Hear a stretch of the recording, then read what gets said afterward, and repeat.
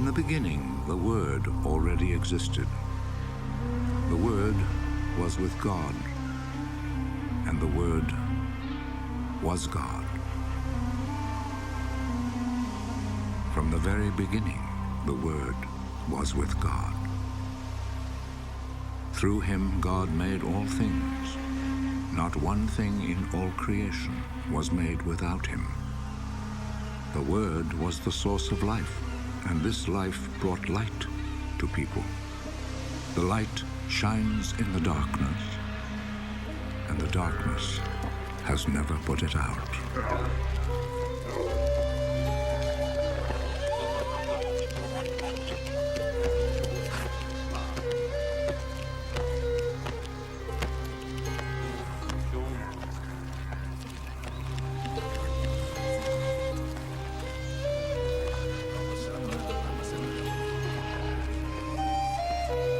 God sent his messenger, a man named John, who came to tell people about the light, so that all should hear the message and believe.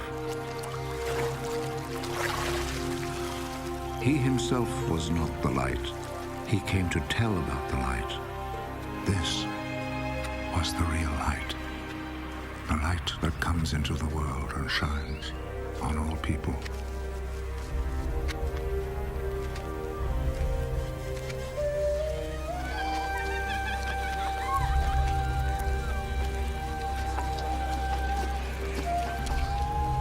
Was in the world, and though God made the world through him, yet the world did not recognize him.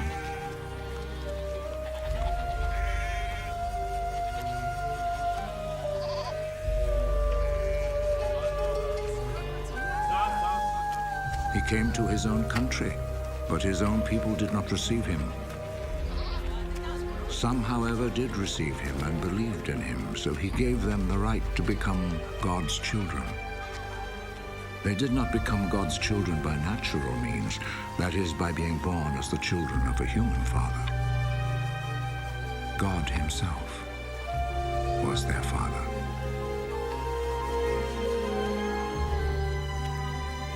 The Word became a human being,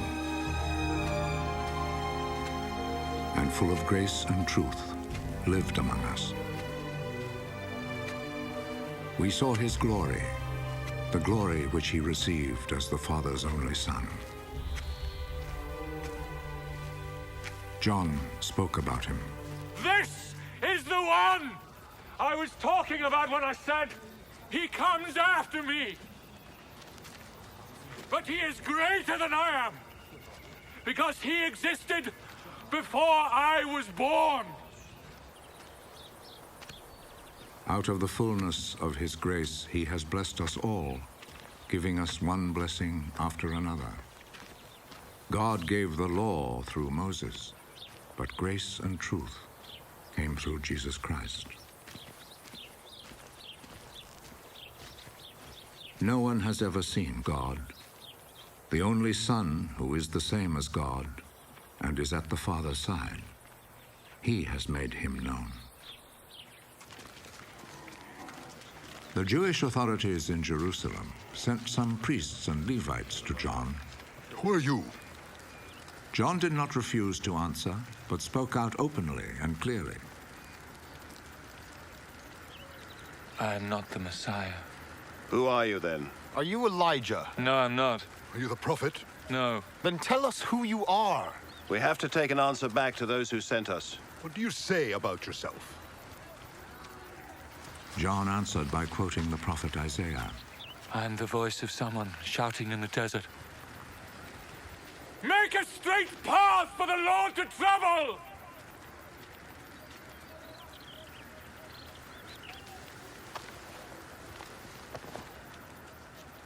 The messengers who had been sent by the Pharisees then asked John, If you're not the Messiah, nor Elijah, nor the prophet, why do you baptize?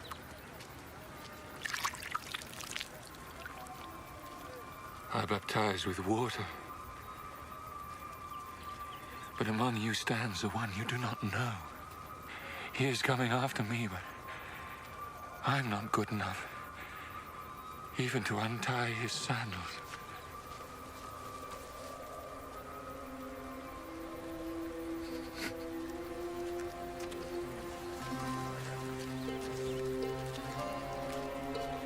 All this happened in Bethany, on the east side of the Jordan River, where John was baptizing.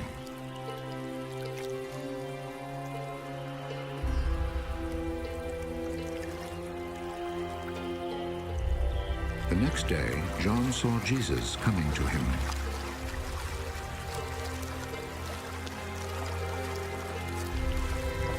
There is the Lamb of God, who takes away the sin of the world.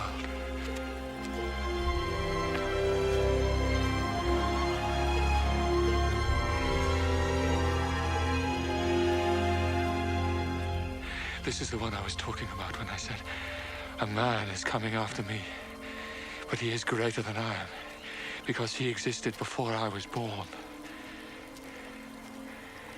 I did not know who he would be, but I came baptizing with water in order to make him known to the people of Israel. And John gave this testimony. I saw the Spirit come down like a dove from heaven and stay on him. I still did not know that he was the one, but God, who sent me to baptize with water, had said to me, you will see the Spirit come down and stay on a man. He is the one who baptizes with the Holy Spirit. I have seen it, and I tell you that he is the Son of God.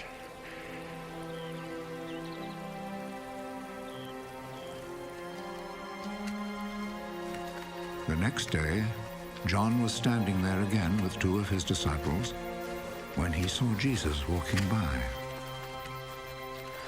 There is the Lamb of God. The two disciples heard him say this and went with Jesus.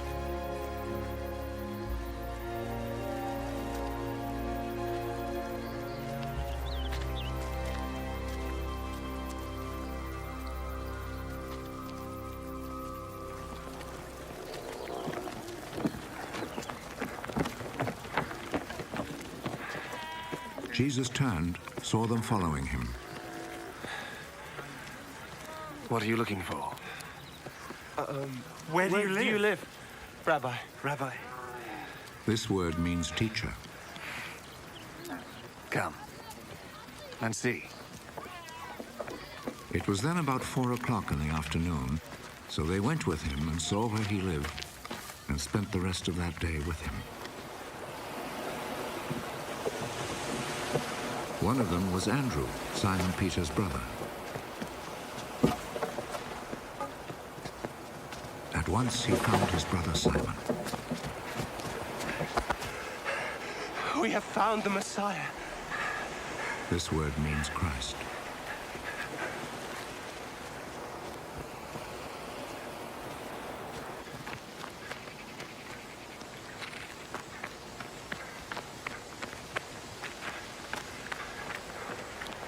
Then he took Simon to Jesus.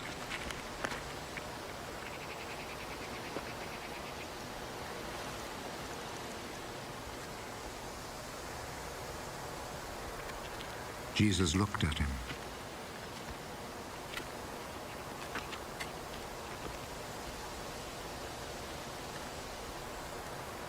Your name is Simon, son of John. But you will be called Cephas. This is the same as Peter and means a rock.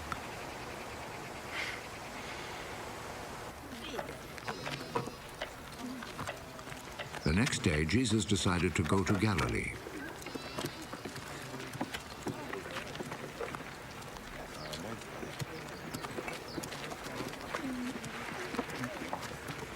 He found Philip.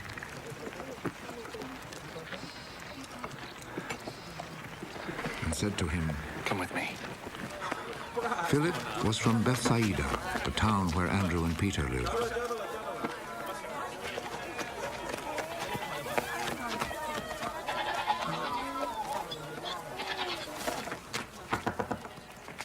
Philip found Nathanael. We have found the one whom Moses wrote about in the book of the law, and whom the prophets also wrote about. He is Jesus, son of Joseph, from Nazareth. Can anything good come from Nazareth? Come and see.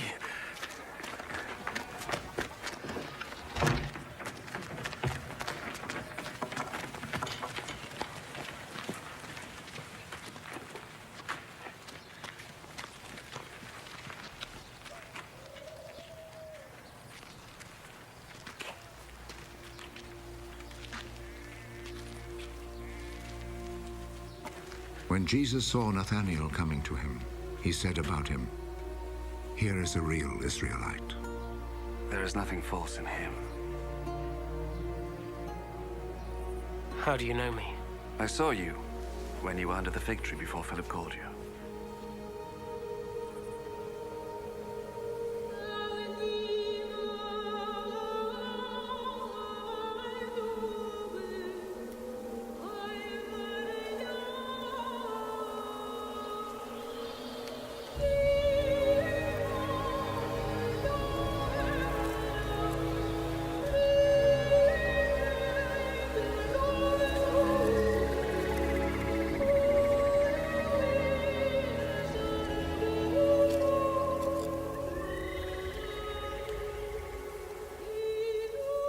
Teacher, you are the Son of God. You are the King of Israel. Do you believe just because I told you I saw you when you were under the fig tree? You will see much greater things than this. I am telling you the truth. You will see heaven open, and God's angels going up and coming down on the Son of Man. 2 days later, there was a wedding in the town of Cana in Galilee.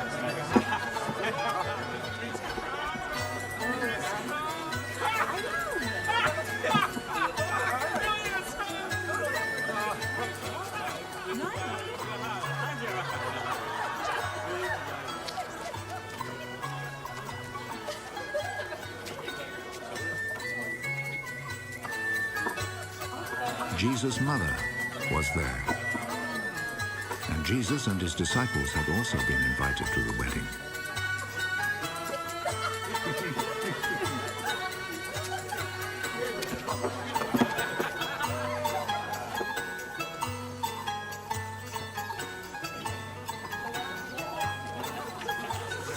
When the wine had given out, Jesus' mother said to him, "They are out of wine."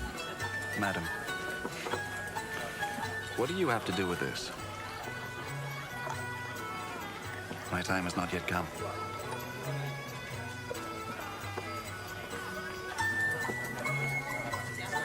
Do whatever he tells you.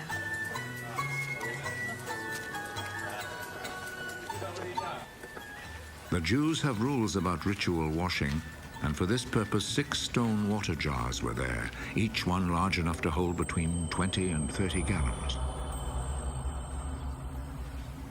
Fill these jars with water.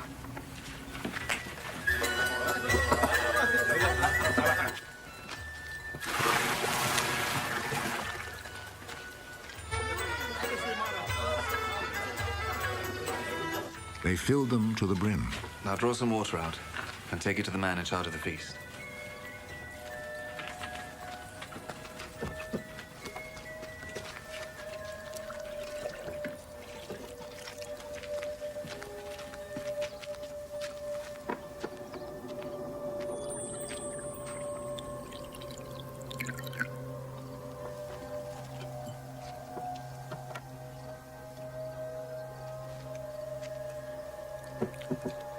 They took him the water, which now had turned into wine, and he tasted it.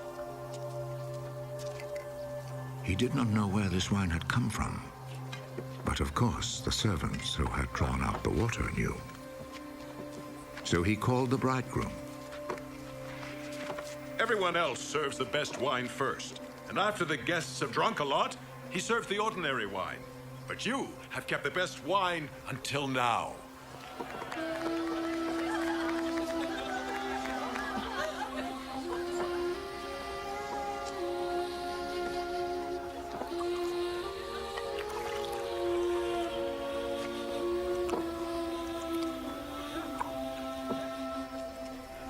Jesus performed this first miracle in Cana in Galilee.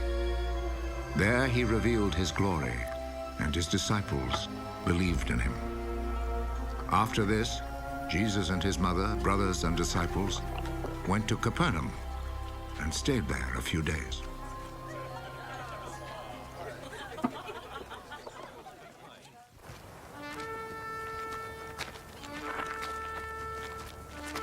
It was almost time for the Passover festival, so Jesus went to Jerusalem.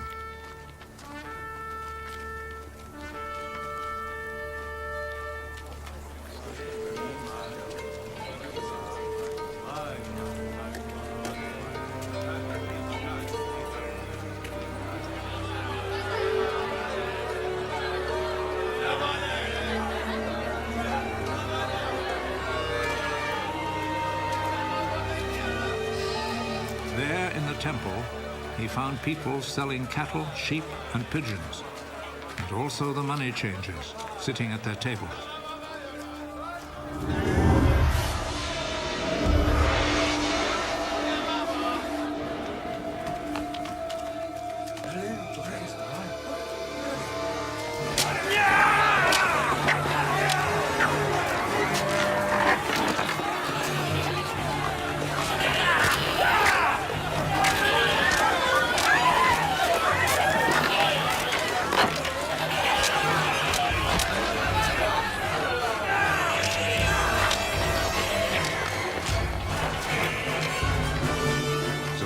Whip from cords and drove all the animals out of the temple, both the sheep and the cattle.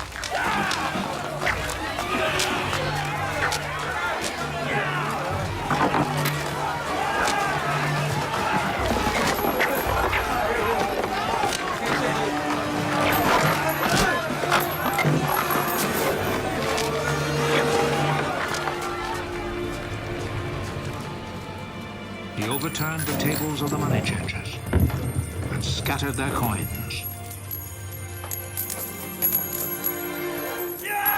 And he ordered those who sold pigeons, Take them out of here!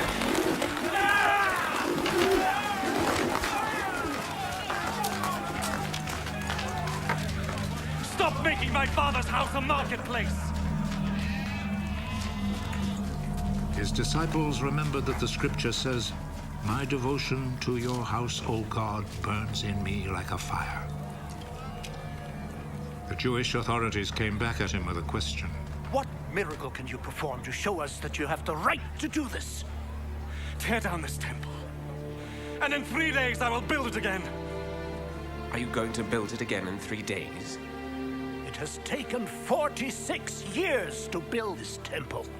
But the temple Jesus was speaking about was his body.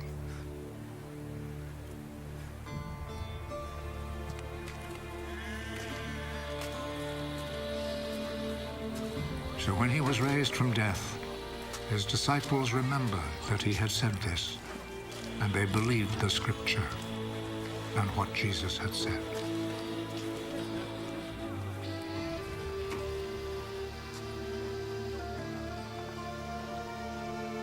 While Jesus was in Jerusalem during the Passover festival, many believed in him as they saw the miracles he performed. But Jesus did not trust himself to them because he knew them all. There was no need for anyone to tell him about them because he himself knew what was in their hearts. There was a Jewish leader named Nicodemus who belonged to the party of the Pharisees. One night, he went to Jesus. Rabbi, we know that you are a teacher sent by God. No one could perform the miracles you are doing unless God were with him. I am telling you the truth. No one can see the kingdom of God without being born again. How can a grown man be born again? He certainly cannot enter his mother's womb and be born a second time. I am telling you the truth. No one can enter the kingdom of God without being born of water and the Spirit. A person is born physically of human parents, but is born spiritually of the Spirit.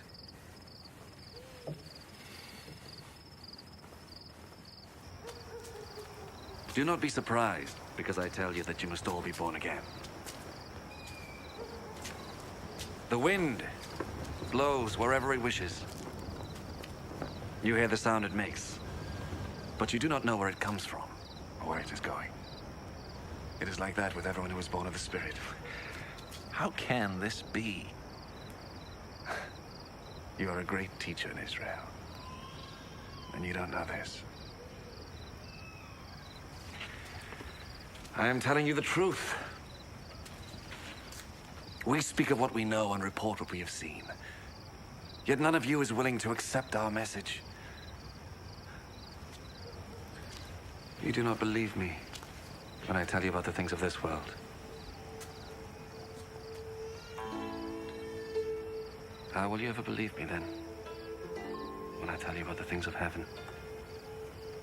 And no one has ever gone up to heaven except the Son of Man, who came down from heaven. As Moses lifted up the bronze snake on a pole in the desert, in the same way the Son of Man must be lifted up, so that everyone who believes in him may have eternal life. For God loved the world so much that he gave his only Son, so that everyone who believes in him may not die, but have eternal life. For God did not send his Son into the world to be its judge, but to be its Savior. Those who believe in the Son are not judged. But those who do not believe have already been judged, because they have not believed in God's only Son. This is how the judgment works. The light has come into the world, but people love the darkness rather than the light, because their deeds are evil. Those who do evil things hate the light and will not come to the light, because they do not want their evil deed to be shown up. But those who do what is true come to the light, in order that the light may show that what they did was in obedience to God. After this, Jesus and his disciples went to the province of Judea, where he spent some time with them and baptized. John also was baptizing in Aenon, not far from Salim, because there was plenty of water in that place. People were going to him, and he was baptizing them. This was before John had been put in prison. Some of John's disciples began arguing with a Jew about the matter of ritual washing. Teacher, you remember the man who was with you on the east side of Jordan? The one you spoke about? Well, he is baptizing now, and everyone's going to him. No one can have anything unless God gives it. You yourselves are my witnesses that I said, I am not the Messiah, but I've been sent ahead of him. The bridegroom is the one to whom the bride belongs, but the bridegroom's friend, who stands by and listens, is glad when he hears the bridegroom's voice. This is how my own happiness is made complete. He must become more important, while I become less important. He who comes from above is greater than all. He who is from the earth belongs to the earth and speaks about earthly matters, but he who comes from heaven is above all. He tells what he has seen and heard, yet no one accepts his message. But whoever accepts his message confirms by this that God is truthful. The one whom God has sent speaks God's words, because God gives him the fullness of his Spirit. The Father loves his Son and has put everything in his power. Whoever believes in the Son has eternal life. Whoever disobeys the Son will not have life, but will remain under God's punishment.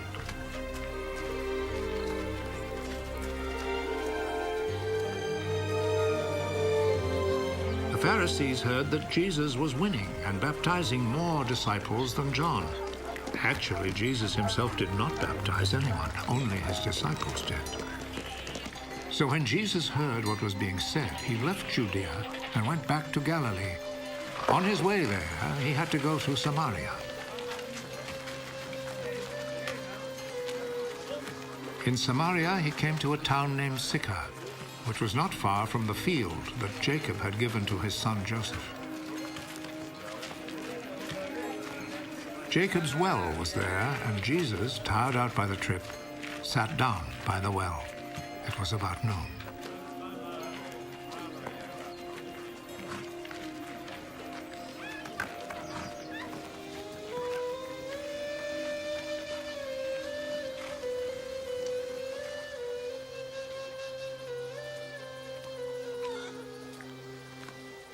A Samaritan woman came to draw some water.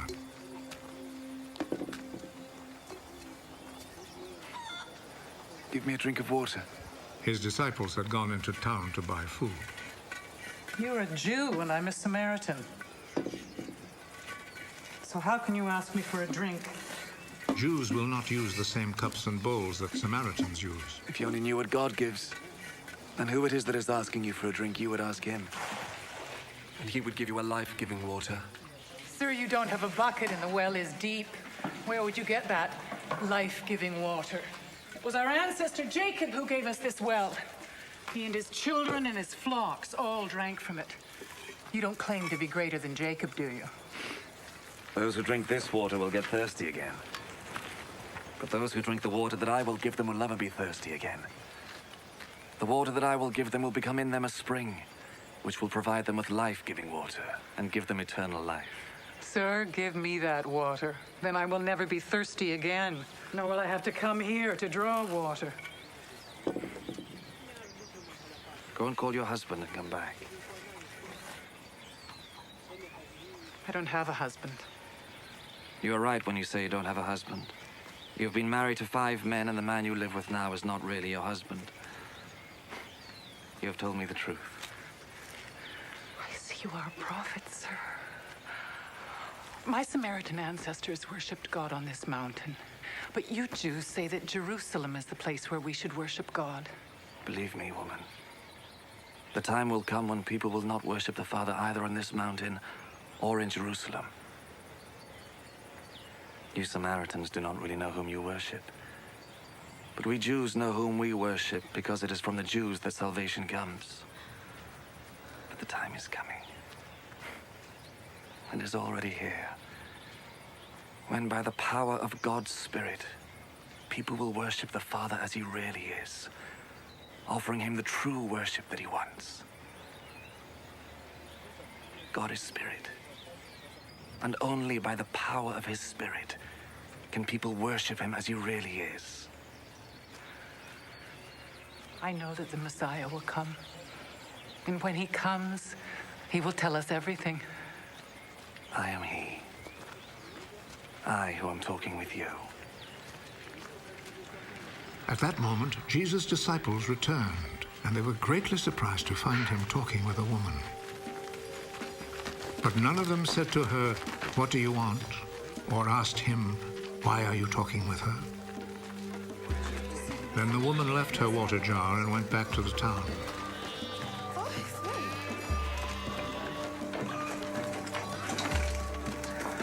Come and see the man who told me everything I've ever done. Could he be the Messiah? So they left the town and went to Jesus. In the meantime, the disciples were begging Jesus, "Teacher, have something to eat." But he answered, I have food to eat that you know nothing about. So the disciples started asking among themselves, could somebody have brought him food? My food is to obey the will of the one who sent me, and to finish the work he gave me to do.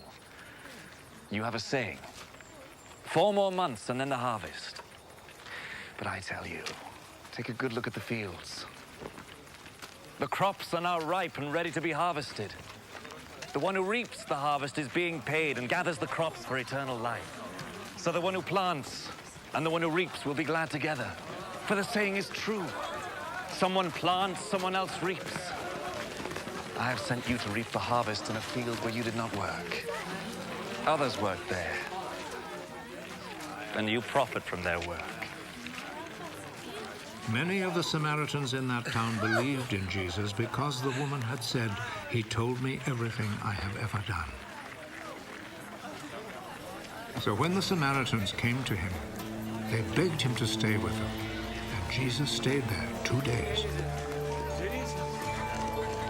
Many more believed because of his message, and they told the woman, "We believe now, not because of what you said, but because we ourselves have heard him. And we know that he really is the Savior of the world."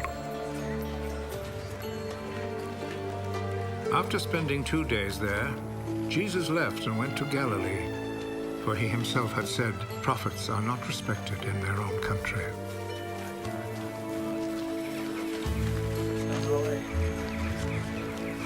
When he arrived in Galilee, the people there welcomed him, because they had gone to the Passover festival in Jerusalem and had seen everything that he had done during the festival.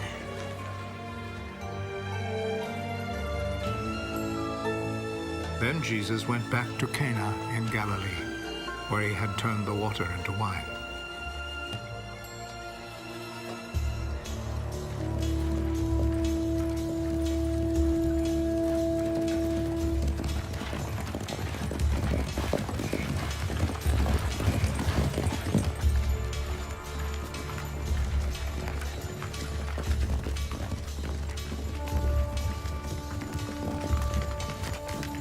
A government official was there whose son was sick in Capernaum. When he heard that Jesus had come from Judea to Galilee, he went to him and asked him to go to Capernaum and heal his son who was about to die. None of you will ever believe unless you see miracles and wonders. Sir, come with me.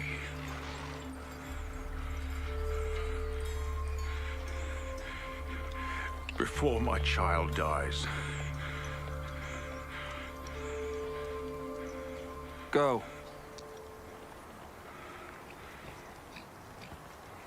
Your son will live. The man believed Jesus' words and went.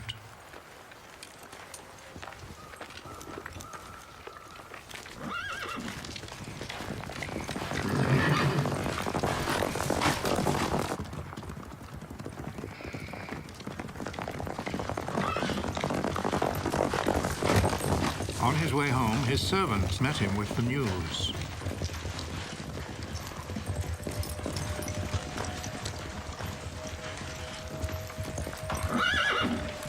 Your boy, he's going to live. He asked them what time it was when his son got better. It was 1 o'clock yesterday afternoon when the fever left him. Then the father remembered that it was at that very hour when Jesus had told him, Your son will live.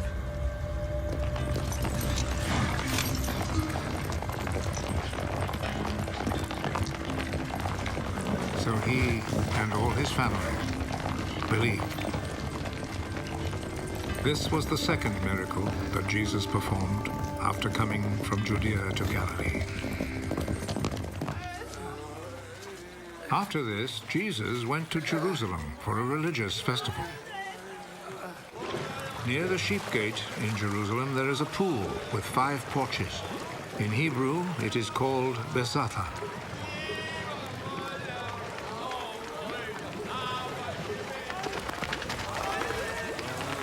A large crowd of sick people were lying on the porches. The blind, the lame, and the paralyzed.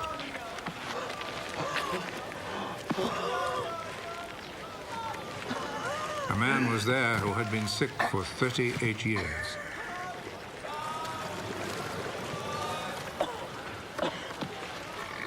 Jesus saw him lying there, and he knew that the man had been sick for such a long time.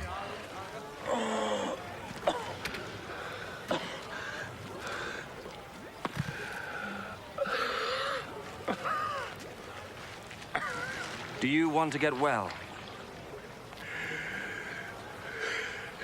Sir, I don't have anyone here to put me in the pool when the water is stirred up. While I'm trying to get in, somebody else gets there first.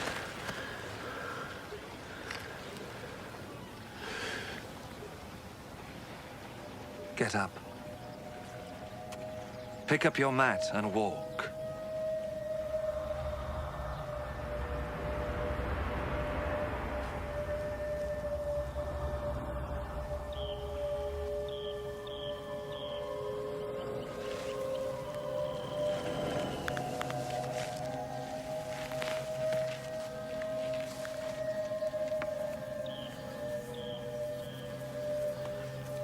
Immediately, the man got well.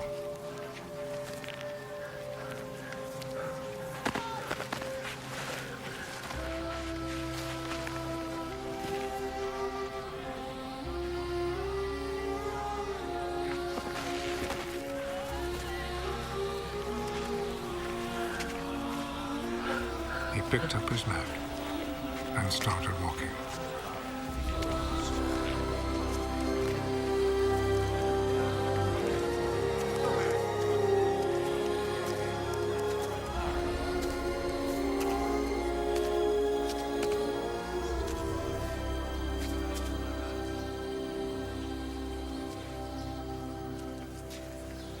The day this happened was a Sabbath, so the Jewish authorities told the man who had been healed, "This is a Sabbath, and it is against our law for you to carry your mat."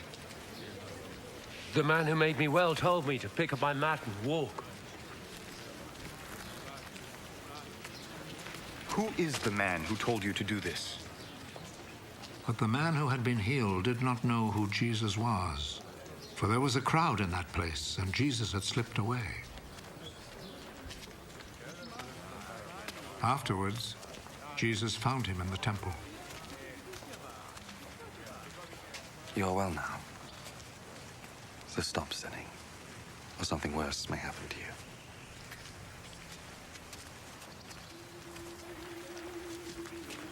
Then the man left and told the Jewish authorities that it was Jesus who had healed him.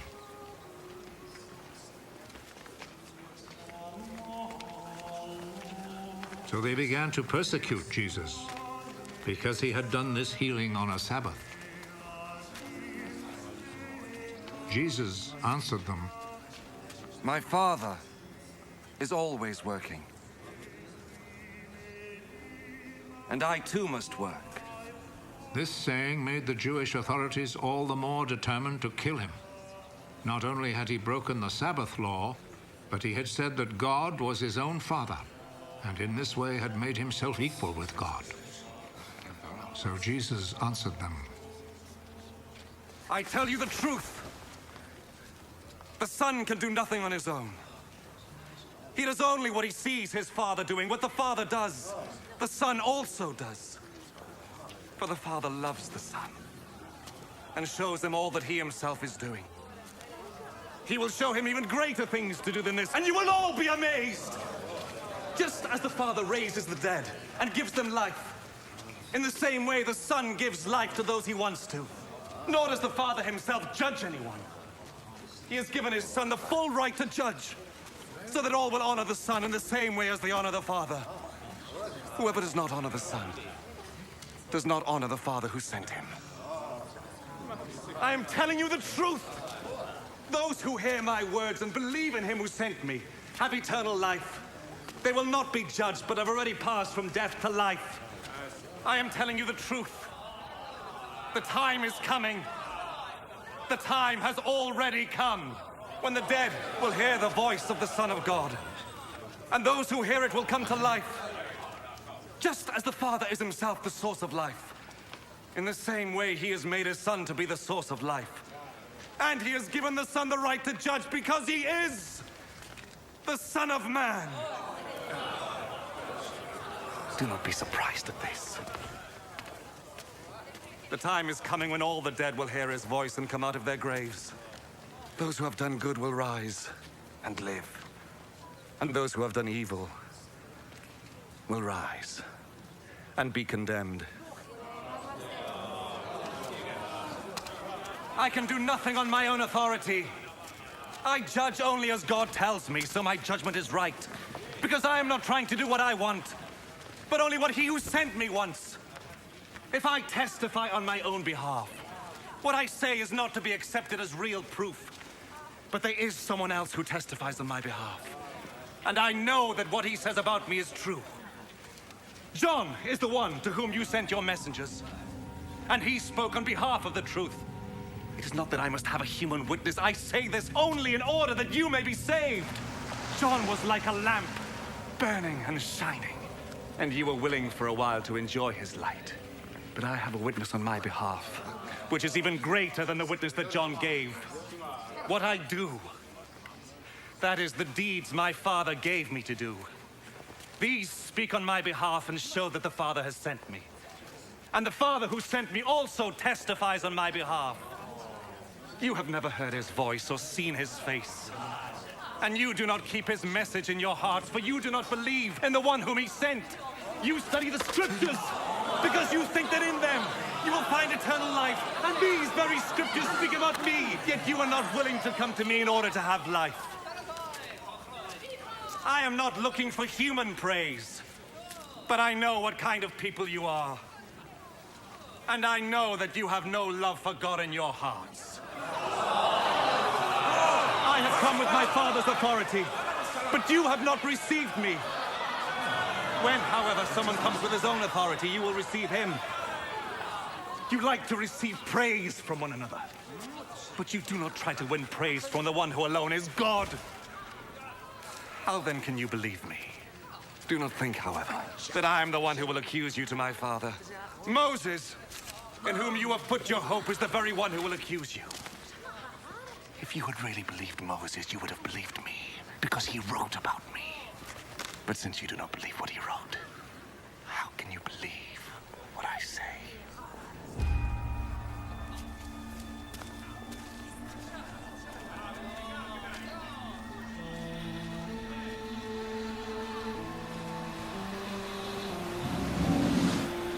After this, Jesus went across Lake Galilee, or Lake Tiberias, as it is also called.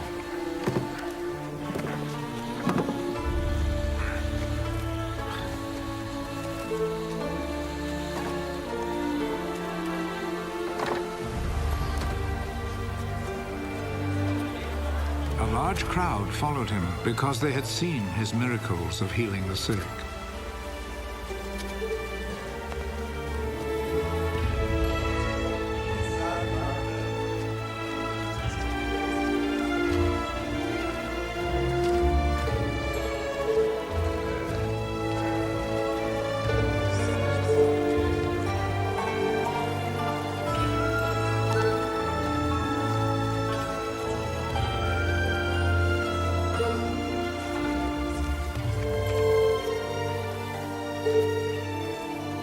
Jesus went up a hill and sat down with his disciples.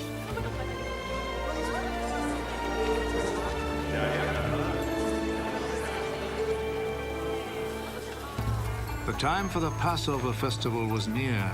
Jesus looked around and saw that a large crowd was coming to him.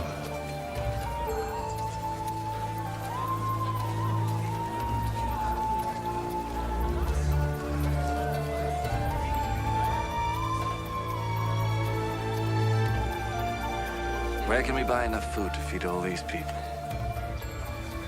He said this to test Philip. Actually, he already knew what he would do. For everyone to have even a little, it would take more than 200 silver coins to buy enough bread.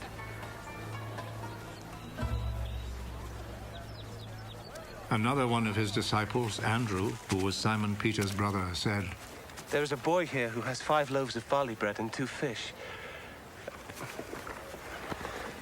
But they will certainly not be enough for all these people." Make the people sit down. There was a lot of grass there, so all the people sat down. There were about 5,000 men.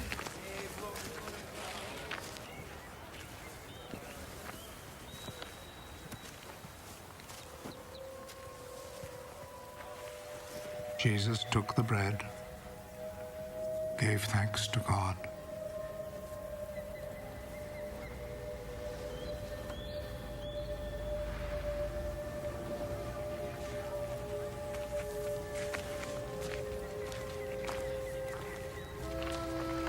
and distributed to the people who were sitting there.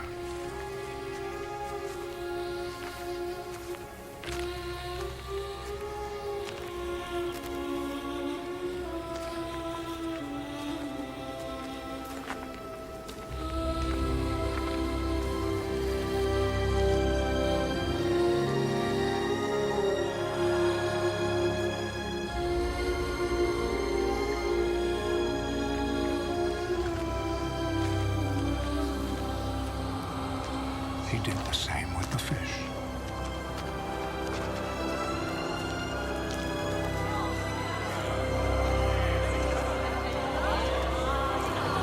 And they all had as much as they wanted.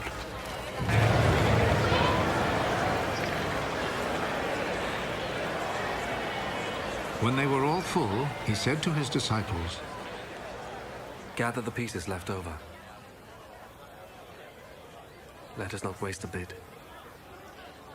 So they gathered them all and filled 12 baskets with the pieces left over from the 5 barley loaves which the people had eaten. Seeing this miracle that Jesus had performed, the people there said, "Surely this is the prophet who was to come into the world." Jesus knew that they were about to come and seize him in order to make him king by force, so he went off again to the hills by himself.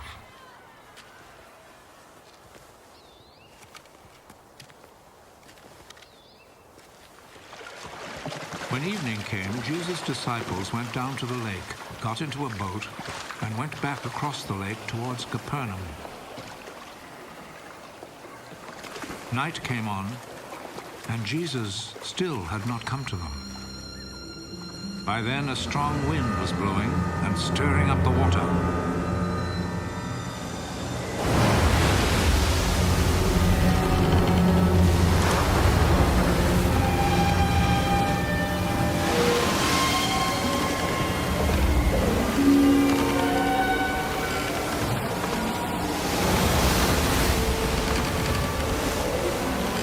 The disciples had rowed about 3 or 4 miles when they saw Jesus walking on the water.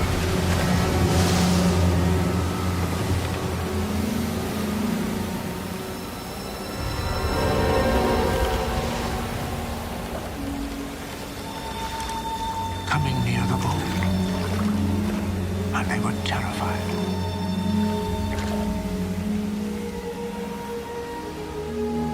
Don't be afraid. It is I.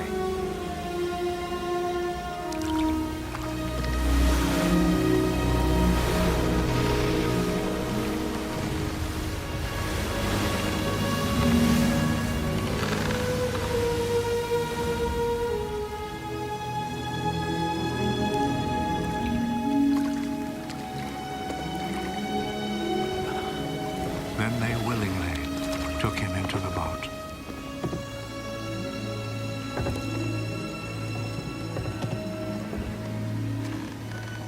And immediately the boat reached land at the place they were heading for. Next day, the crowd which had stayed on the other side of the lake realized that there had only been one boat there. They knew that Jesus had not gone in it with his disciples, but that they had left without him. Other boats, which were from Tiberias, came to shore near the place where the crowd had eaten the bread after the Lord had given thanks. When the crowd saw that Jesus was not there, nor his disciples, they got into those boats and went to Capernaum, looking for him.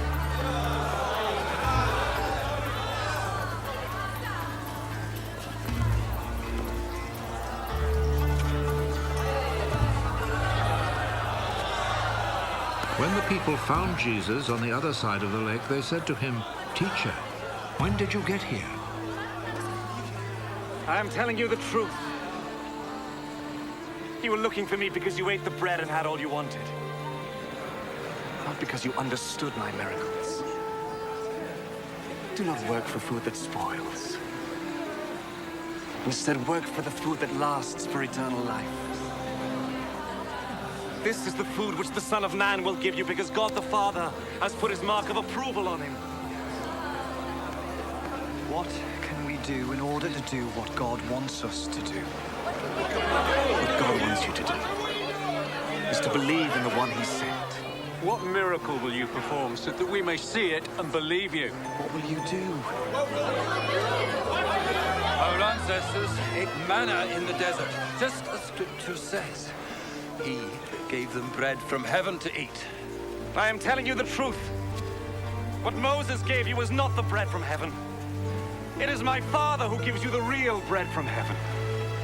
For the bread that God gives is he who comes down from heaven and gives life to the world.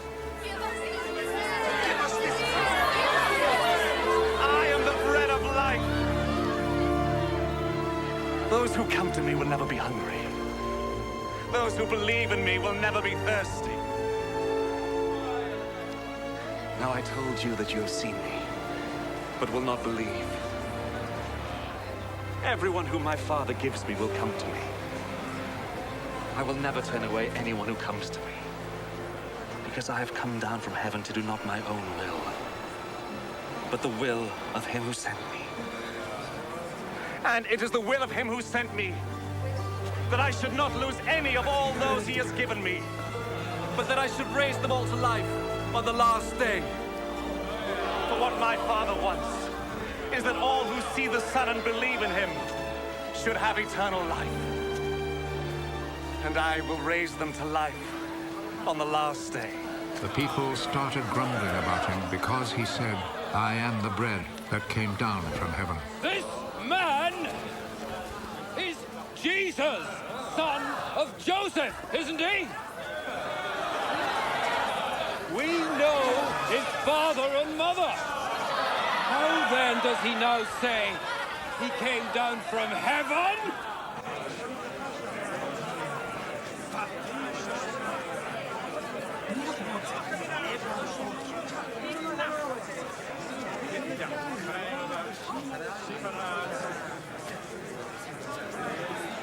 Stop grumbling among yourselves!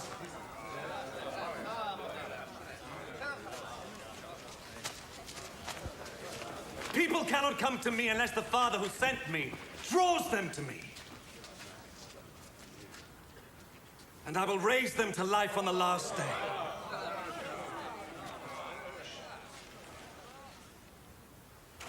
The prophets wrote, everyone will be taught by God. Anyone who hears the Father and learns from him comes to me. This does not mean that anyone has seen the Father. He who is from God is the only one who has seen the Father. I am telling you the truth. He who believes has eternal life. I am the bread of life. Your ancestors ate manna in the desert, but they died. But the bread that comes down from heaven is of such a kind that whoever eats it will not die. I am the living bread that came down from heaven. If you eat this bread, you will live forever. The bread that I will give you is my flesh, which I give so that the world may live. This started an angry argument among them. How can this man give us his flesh to eat? I am telling you the truth. If you do not eat the flesh of the Son of Man and drink his blood, you will not have life in yourselves.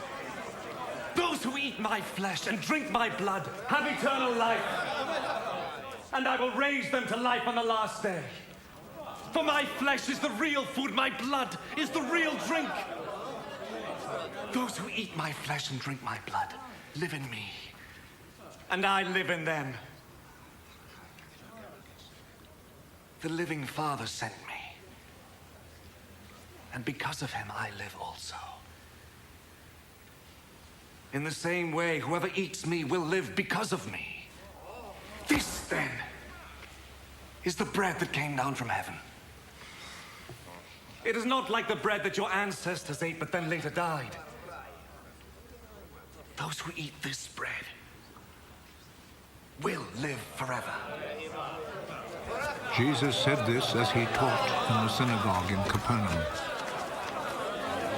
Many of his followers heard this and said, "This teaching is too hard.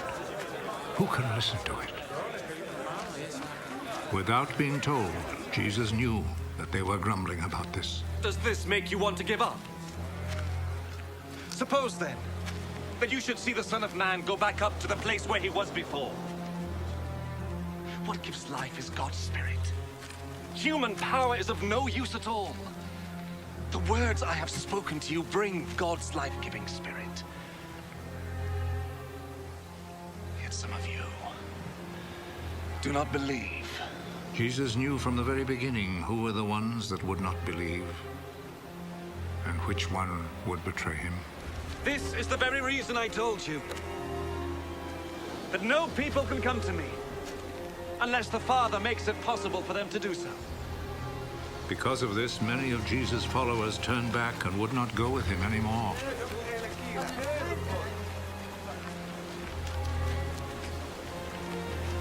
And you? Would you also like to leave? Lord, to whom would we go? You have the words that give eternal life. And now we believe and know that you are the Holy One who has come from God.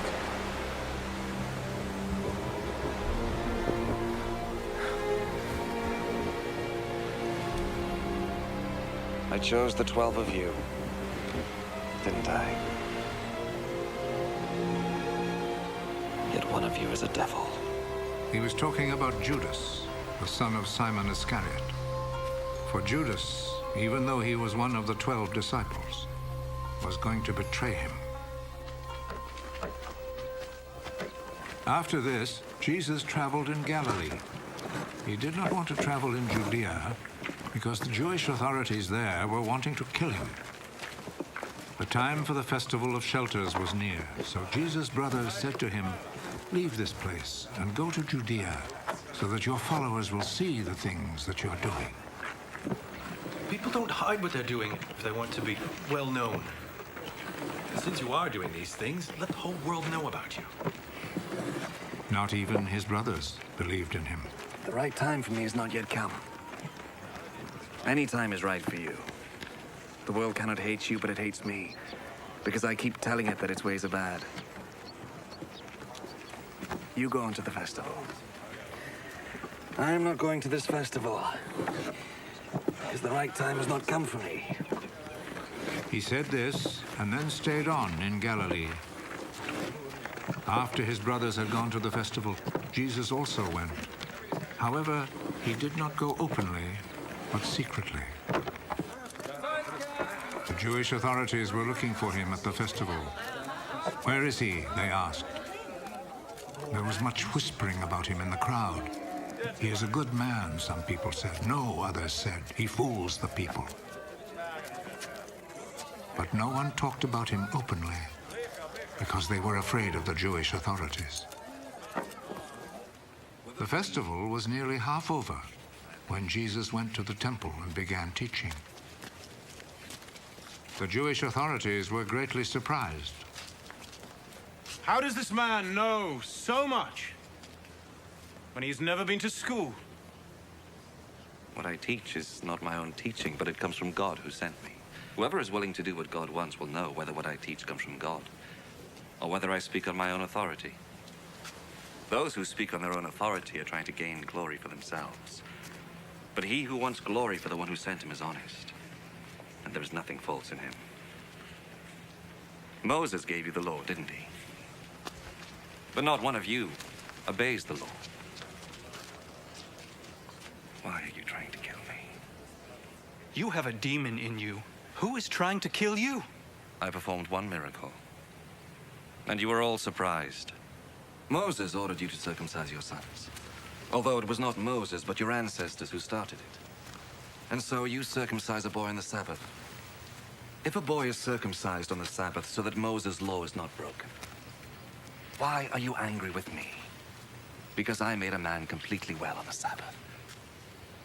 Stop judging by external standards and judge by true standards. Some of the people of Jerusalem said, "Isn't this the man the authorities are trying to kill? Look, he is talking in public, and they say nothing against him." Can it be that they really know that he is the Messiah? But when the Messiah comes, no one will know where he is from. And we all know where this man comes from. As Jesus taught in the temple, he said in a loud voice, Do you really know me? And know where I am from? I have not come on my own authority. He who sent me, however, is truthful. You do not know him, but I know him, because I come from him. And he sent me. Then they tried to seize him.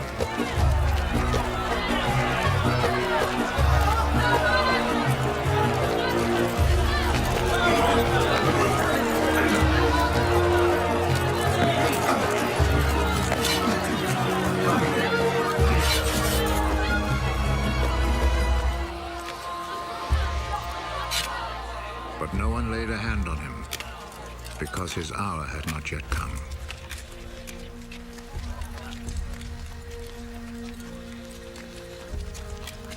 But many in the crowd believed in him.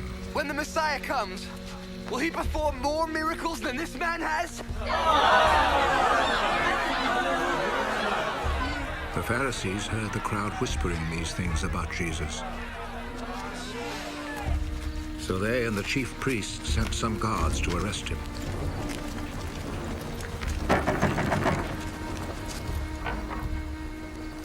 I shall be with you a little while longer. And then I shall go away to him who sent me. You will look for me, but you will not find me. Because you cannot go where I will be. The Jewish authorities said among themselves, "Where is he about to go so that we shall not find him?" Will he go to the Greek cities where our people live and teach the Greeks? He says that we will look for him, but will not find him, and that we cannot go where he will be. What does he mean? On the last and most important day of the festival, Jesus stood up and said in a loud voice, Whoever is thirsty should come to me, and whoever believes in me should drink. As the scripture says, streams of life-giving water will pour out from his side. Jesus said this about the Spirit, which those who believed in him were going to receive. At that time, the Spirit had not yet been given, because Jesus had not been raised to glory. Some of the people in the crowd heard him say this. This man is really the prophet! The Messiah will not come from Galilee! The scripture says that the Messiah will be a descendant of King David and will be born in Bethlehem, the town where David lived. So there was a division in the crowd because of Jesus. Some wanted to seize him, but no one laid a hand on him. When the guards went back, the chief priests and Pharisees asked them, "Why did you not bring him?" Nobody has ever talked the way this man does. Did he fool you, too? Have you ever known one of the authorities or One Pharisee to believe in him? This crowd does not know the law of Moses.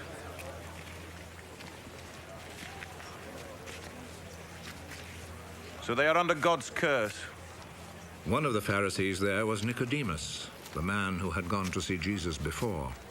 According to our law, we cannot condemn people before hearing them and finding out what they have done. Well, are you also from Galilee?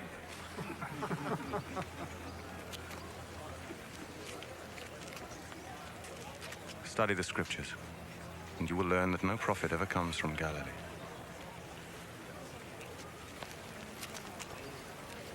Then everyone went home, but Jesus went to the Mount of Olives.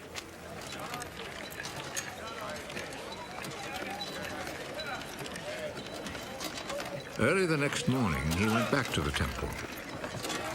All the people gathered round him, and he sat down and began to teach them.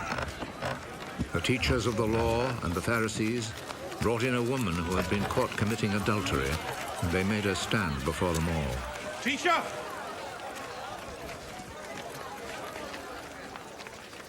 This woman was caught in the very act of committing adultery. In our law, Moses commanded that such a woman must be stoned to death.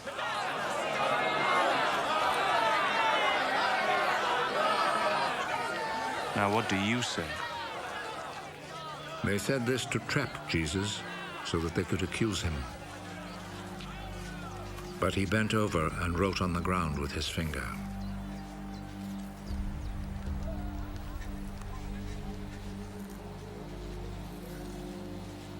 As they stood there asking him questions, he straightened up.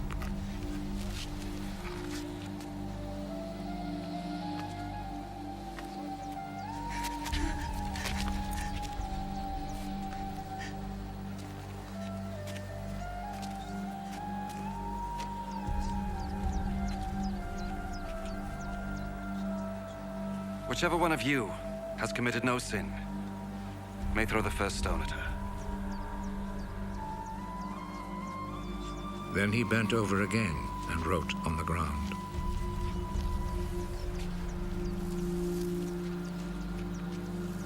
When they heard this, they all left, one by one, the older ones first.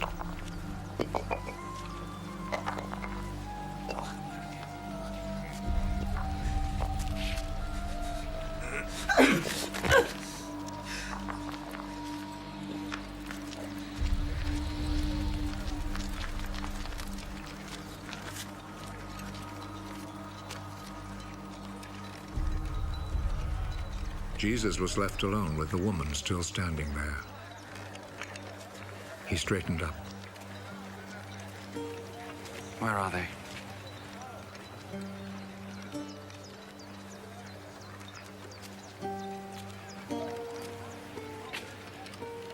Is there no one left to condemn you? No one, sir.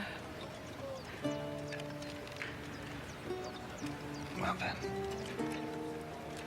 I do not condemn you either. Go. But do not sin again.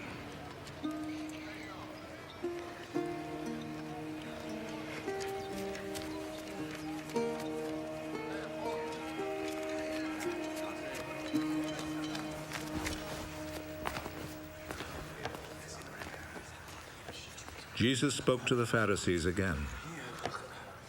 I am the light of the world. Whoever follows me will have the light of life and will never walk in darkness. Now you are testifying on your own behalf. What you say proves nothing! No. Even though I do testify on my own behalf, what I say is true. Because I know where I came from and where I am going. You do not know where I came from or where I'm going. You make judgments in a purely human way. I pass judgment on no one. But if I were to do so, my judgment would be true. Because I am not alone in this. The Father who sent me is with me.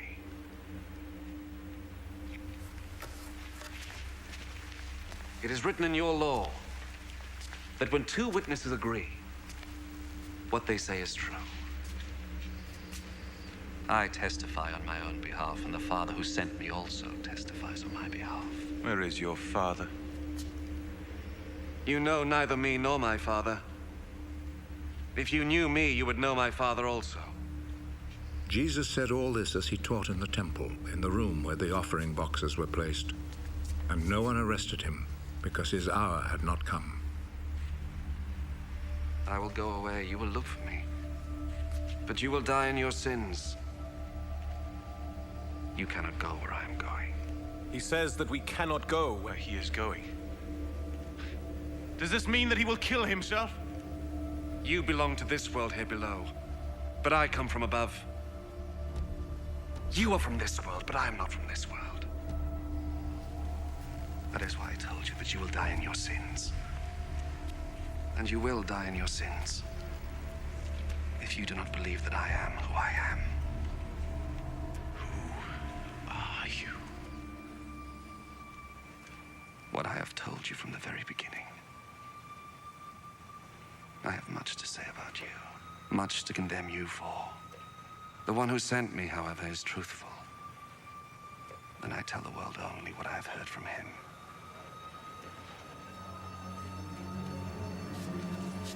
They did not understand that Jesus was talking to them about the Father. When you lift up the Son of Man, you will know that I am who I am. Then you will know that I do nothing on my own authority. But I say only what the Father has instructed me to say. And he who sent me is with me. He has not left me alone. Because I always do what pleases him. Many who heard Jesus say these things believed in him. If you obey my teaching, you are really my disciples. You will know the truth, and the truth will set you free. We are the descendants of Abraham, and we have never been anybody's slaves. What do you mean, then, by saying you will be free? I am telling you the truth. Everyone who sins is a slave of sin. A slave does not belong to a family permanently, but a son belongs there forever. If the son sets you free, then you will be really free. I know you are Abraham's descendants, yet you are trying to kill me because you will not accept my teaching. I talk about what my father has shown me, but you do what your father has told you. My father is Abraham. He's Abraham! If you really were Abraham's children, you would do the same things that he did. All I have ever done is to tell you the truth I heard from God, yet you are trying to kill me. Abraham did nothing like this. You were doing what your father did. God himself is the only father we have, and we are his true children. If God really were your father, you would love me, because I came from God, and now I am here. I did not come on my own authority, but he sent me. Why do you not understand what I say? It is because you cannot bear to listen to my message. You are the children of your father, the devil! And you want to follow your father's desires! From the very beginning, he was a murderer, and has never been on the side of truth, because there is no truth in him. When he tells a lie, he is only doing what is natural to him, because he is a liar and the father of all lies! But I tell the truth, and that is why you do not believe me. Which one of you can prove that I am guilty of sin? If I tell the truth, then why do you not believe me? He who comes from God listens to God's words. You, however, are not from God, and that is why you will not listen. Were we not right in saying that you are a Samaritan and have a demon in you? I have no demon. I honor my father, but you dishonor me. I am not seeking honor for myself, but there is one who is seeking it and who judges in my favor. I am telling you the truth. Whoever obeys my teaching will never die. Now we know for sure that you have a demon. Abraham died, and the prophets died. Yet you say that whoever obeys your teaching will never die. Our father Abraham died. You do not claim to be greater than Abraham, do you? And the prophets also died. Who do you think you are? If I were to honor myself, that honor would be worth nothing. The one who honors me is my father, the very one you say is your God. You have never known him, but I know. If I were to say that I do not know him, I would be a liar like you, but I do know him, and I obey his word. Your father Abraham rejoiced that he was to see the time of my coming. He saw it and was glad. You're not even 50 years old, and you have seen Abraham.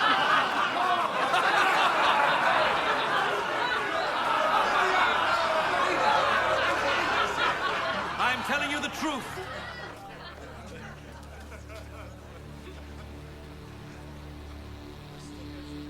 Before Abraham was born,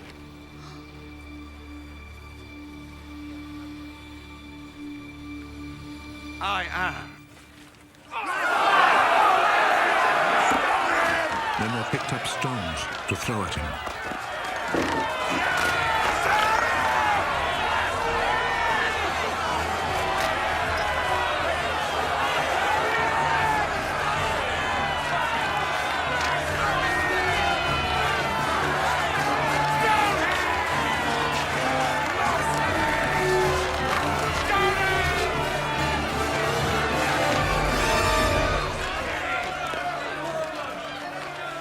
But Jesus hid himself and left the temple.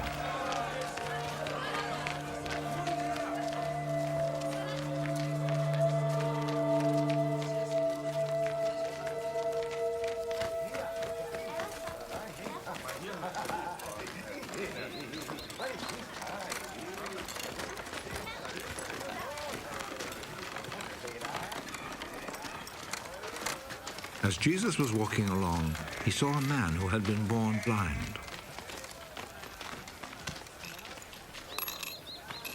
Teacher, whose sin caused him to be born blind? Was it his own or his parents' sin? His blindness has nothing to do with his sins or his parents' sins. He is blind so that God's power might be seen at work in him. As long as it is day, we must keep on doing the work of him who sent me. Night is coming, when no one can work. While I am in the world, I am the light for the world.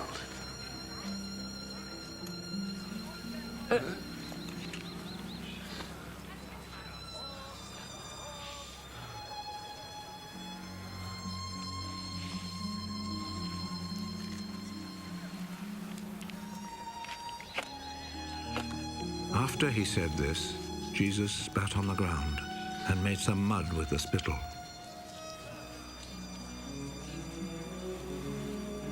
He rubbed the mud on the man's eyes.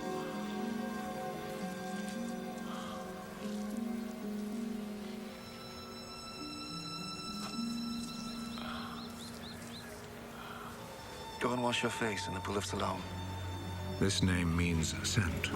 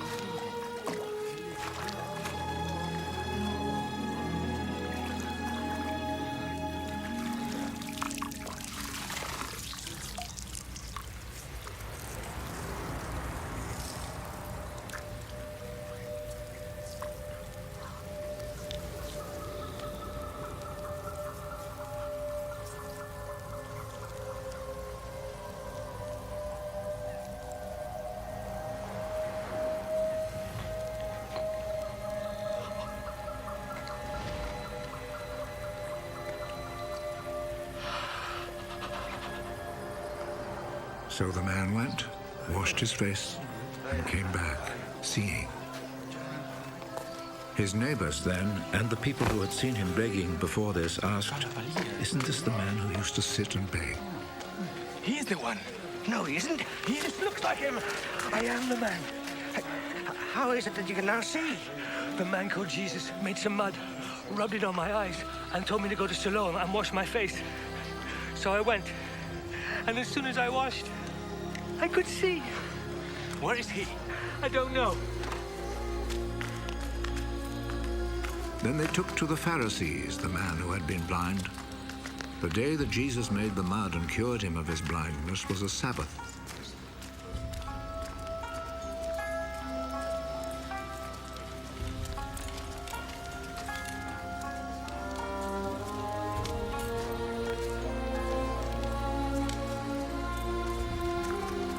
The Pharisees then asked the man again how he had received his sight. He put some mud on my eyes. I washed my face, and now I can see. The man who did this cannot be from God, for he does not obey the Sabbath law. How could a man who is a sinner perform such miracles as these? And there was division among them. You say he cured you of your blindness. Well, what do you say about him? He is a prophet. The Jewish authorities, however, were not willing to believe that he had been blind and could now see until they called his parents. Is this your son? You say that he was born blind. How is it then that he can now see? We know that he is our son, and we know that he was born blind. But we don't know how it is that he is now able to see, nor do we know who cured him of his blindness. Ask him. He is old enough and he can answer for himself. His parents said this because they were afraid of the Jewish authorities, who had already agreed that anyone who said he believed that Jesus was the Messiah would be expelled from the synagogue. That is why his parents said, "He is old enough, ask him." A second time, they called back the man who had been born blind. Promise before God that you will tell the truth. We know that this man who cured you is a sinner. I do not know if he is a sinner or not. One thing I do know. I was blind, and now I see.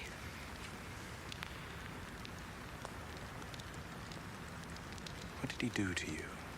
How did he cure you of your blindness? I have already told you, and you would not listen. Why do you want to hear it again? Maybe you too would like to be his disciples. They insulted him and said, "You are that fellow's disciple."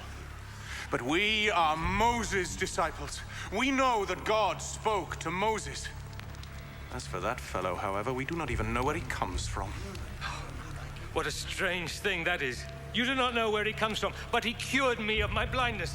We know that God does not listen to sinners. He does listen to people who respect him and do what he wants them to do. Since the beginning of the world, nobody has ever heard of anyone giving sight to a person born blind. Unless this man came from God, he would not be able to do a thing. You were born and brought up in sin! And you are trying to teach us. And they expelled him from the synagogue.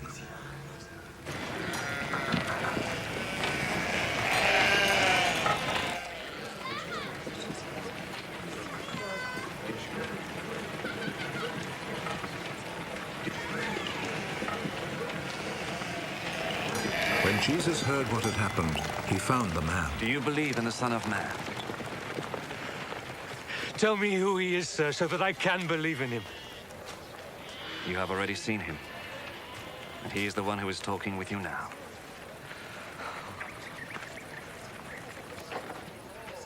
I believe, Lord. And he knelt down before Jesus.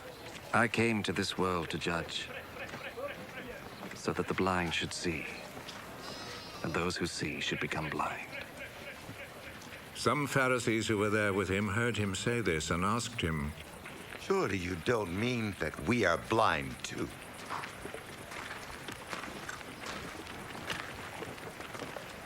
If you were blind, then you would not be guilty. But since you claim that you can see, this means that you are still guilty. I am telling you the truth. The man who does not enter the sheep pen by the gate, but climbs in some other way, is a thief and a robber.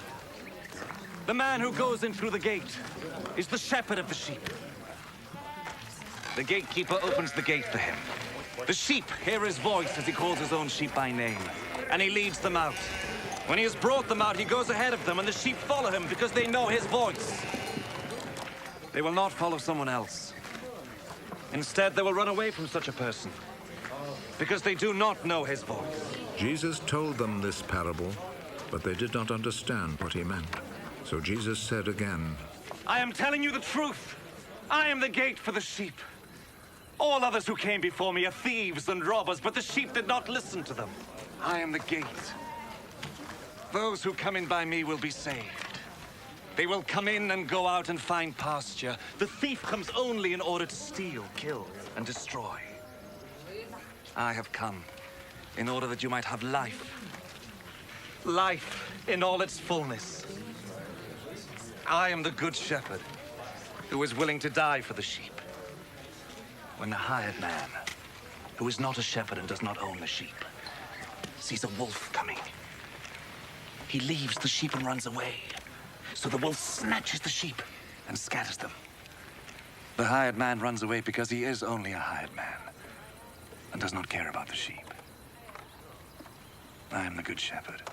As the Father knows me, and I know the Father, in the same way I know my sheep, and they know me. And I am willing to die for them. There are other sheep which belong to me that are not in this sheep pen.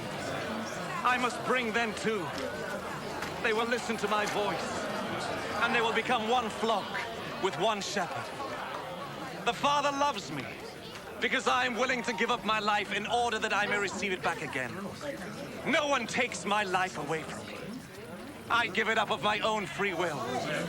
I have the right to give it up, and I have the right to take it back. This is what my Father has commanded me to do. Again there was division among the people because of these words. He has a demon! He's crazy! Why do you listen to him? A man with a demon could not talk like this! How could a demon give sight to blind people?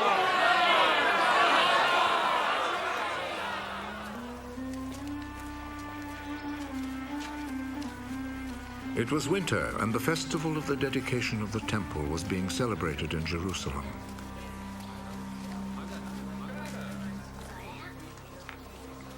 Jesus was walking in Solomon's porch in the temple when the people gathered round him.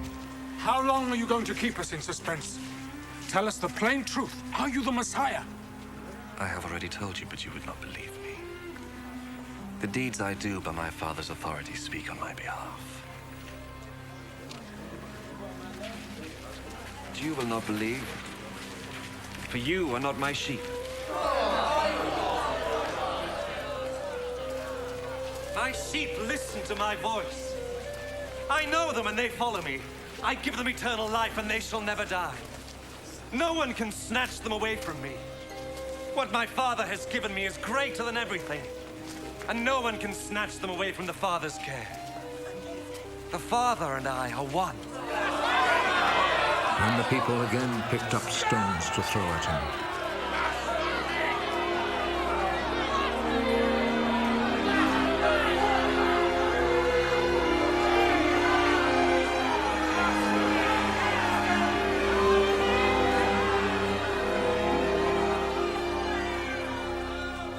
I have done many good deeds in your presence, which the Father gave me to do. For which one of these do you want to stone me? We do not want to stone you because of any good deeds, but because of your blasphemy. You're only a man, but you're trying to make yourself God.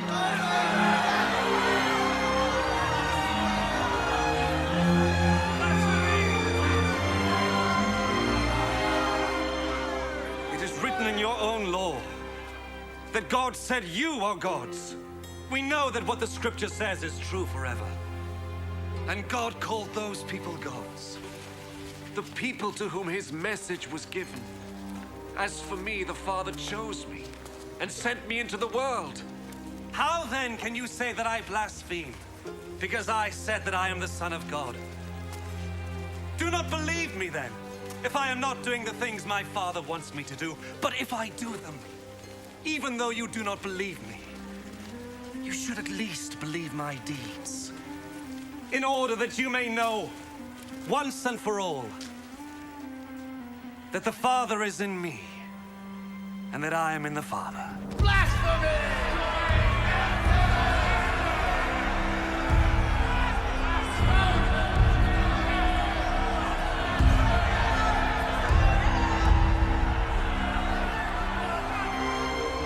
Once more they tried to seize Jesus, but he slipped out of their hands. Jesus then went back again across the Jordan River to the place where John had been baptizing, and he stayed there.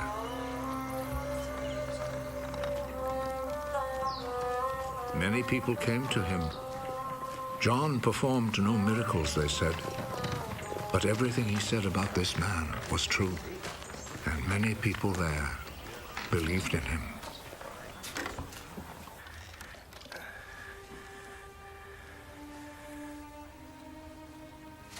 A man named Lazarus, who lived in Bethany, became sick. Bethany was the town where Mary and her sister Martha lived. This Mary was the one who poured the perfume on the Lord's feet and wiped them with her hair.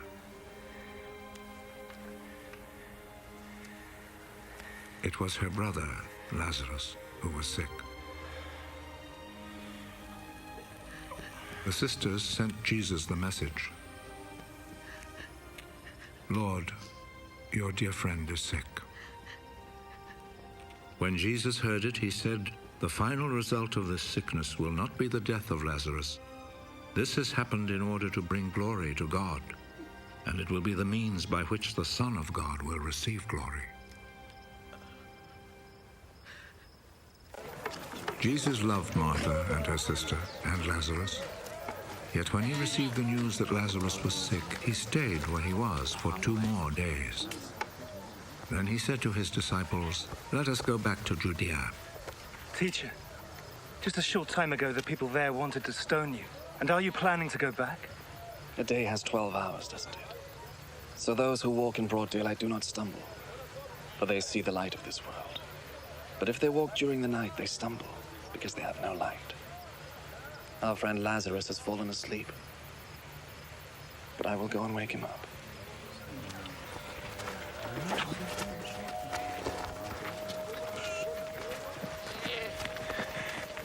If he is asleep, Lord, he will get well. Jesus meant that Lazarus had died, but they thought he meant natural sleep. So Jesus told them plainly, Lazarus is dead.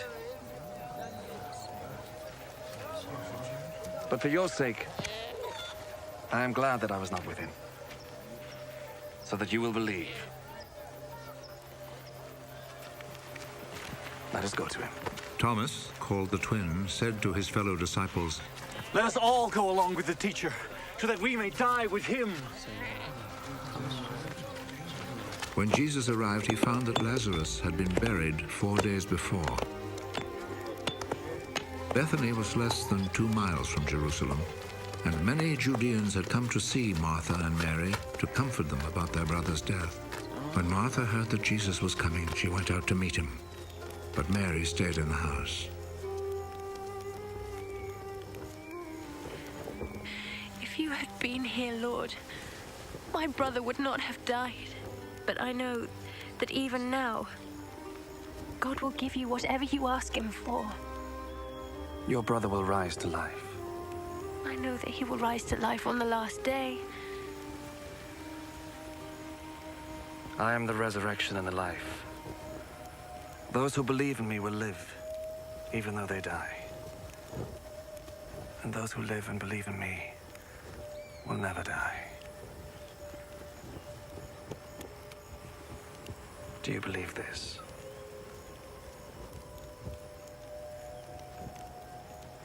Yes, Lord. I do believe that you are the Messiah, the Son of God, who was to come into the world.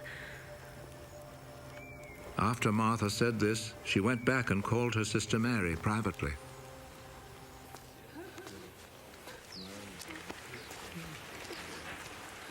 The teacher is here and is asking for you. When Mary heard this, she got up and hurried out to meet him. Jesus had not yet arrived in the village, but was still in the place where Martha had met him. The people who were in the house with Mary, comforting her, followed her when they saw her get up and hurry out. They thought that she was going to the grave to weep there.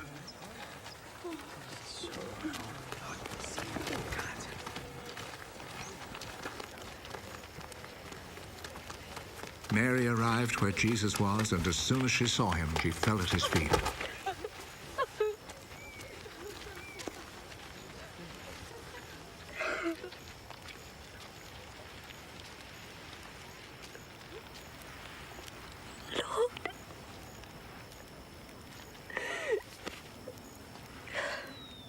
If you had been here, my brother would not have died. Jesus saw her weeping, and he saw how the people with her were weeping also.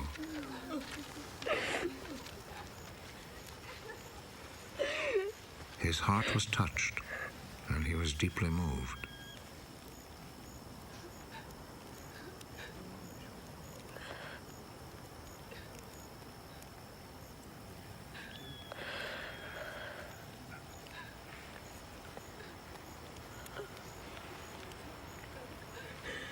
Where have you buried him? Come and see, Lord.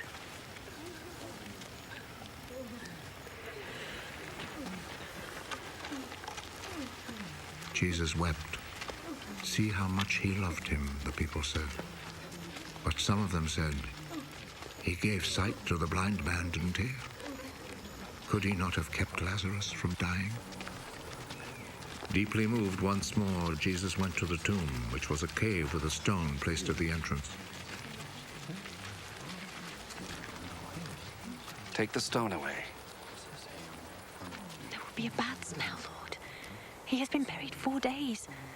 Didn't I tell you? that you would see God's glory if you believed.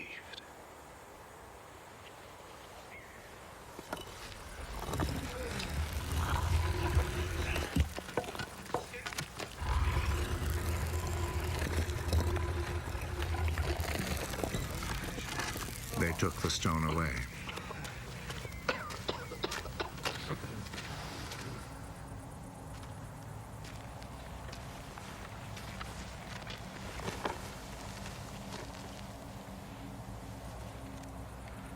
Jesus looked up. I thank you, Father, that you listened to me. I know that you always listen to me. But I say this for the sake of the people here, so that they will believe that you sent me.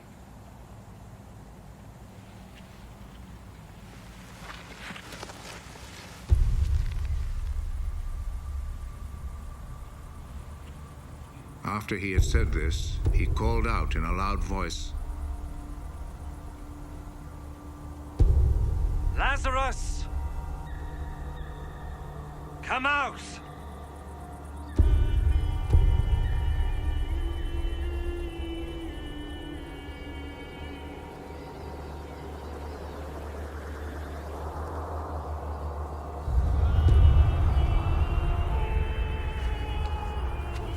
He came out. His hands and feet wrapped in grave clothes, and with a cloth round his face.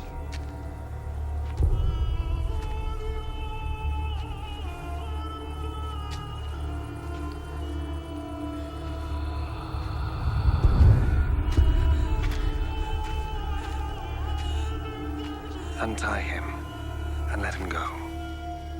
Many of the people who had come to visit Mary saw what Jesus did, and they believed in him.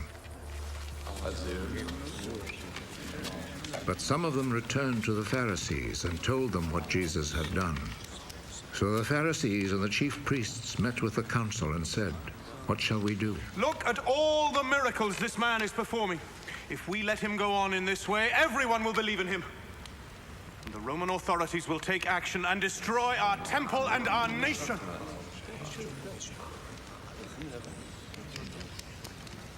One of them, named Caiaphas, who was high priest that year, said, "What fools you are! Don't you realize that it is better for you to have let one man die for the people instead of having the whole nation destroyed?"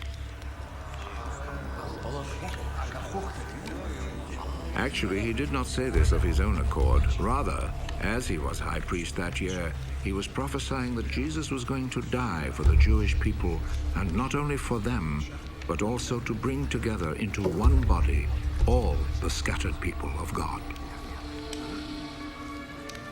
From that day on, the Jewish authorities made plans to kill Jesus.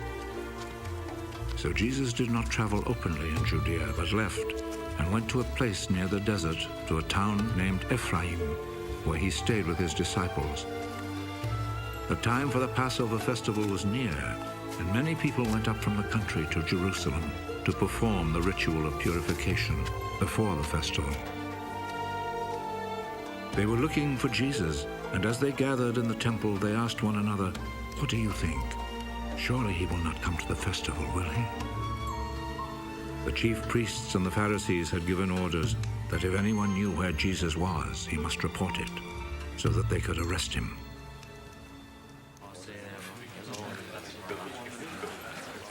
Six days before the Passover, Jesus went to Bethany, the home of Lazarus, the man he had raised from death.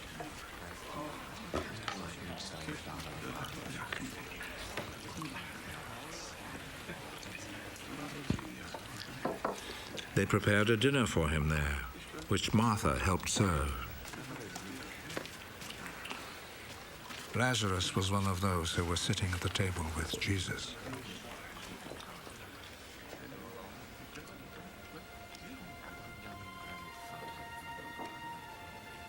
Then Mary took a whole pint of a very expensive perfume made of pure nard,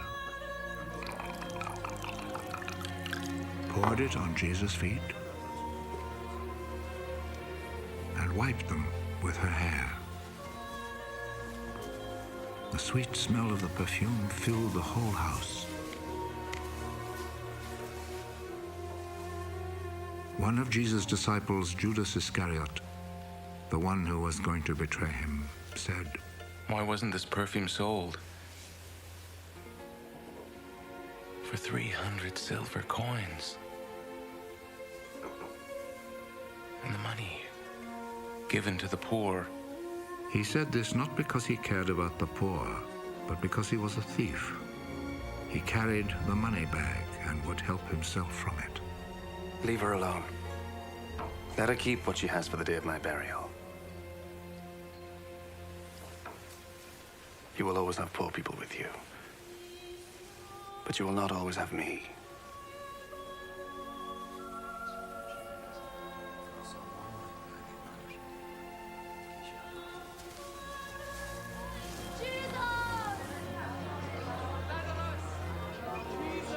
A large number of people heard that Jesus was in Bethany, so they went there, not only because of Jesus, but also to see Lazarus, whom Jesus had raised from death.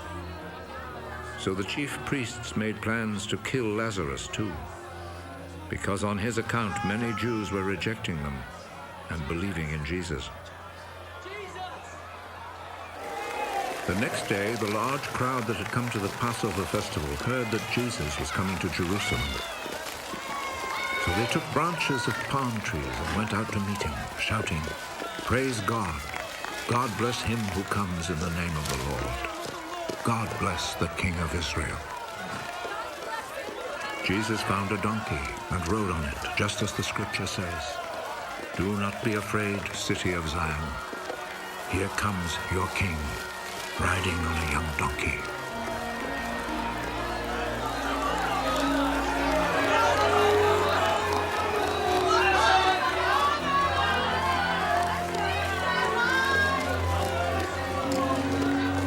His disciples did not understand this at the time, but when Jesus had been raised to glory, they remembered that the scripture said this about him, and that they had done this for him.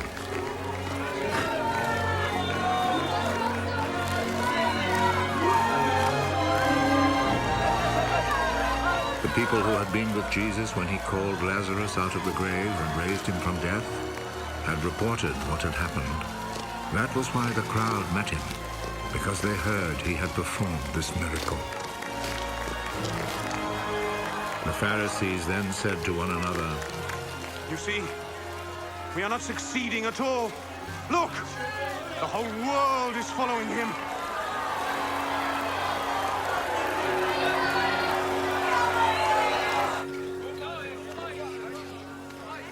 Some Greeks were among those who had gone to Jerusalem to worship during the festival. They went to Philip, he was from Bethsaida in Galilee, and said, "Sir, we want to see Jesus." Philip went and told Andrew, and the two of them went and told Jesus.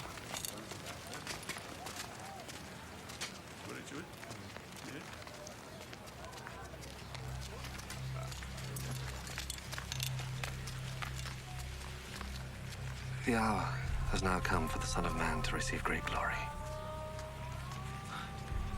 I'm telling you the truth. A grain of wheat remains no more than a single grain, unless it is dropped into the ground and dies.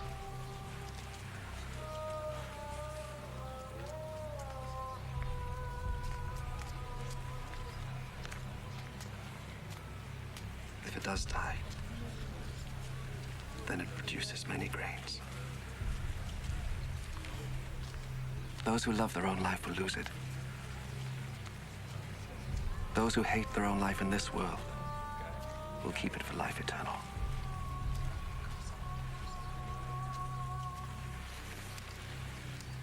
Whoever wants to serve me must follow me, so that my servant will be with me where I am, and my Father will honor anyone who serves me.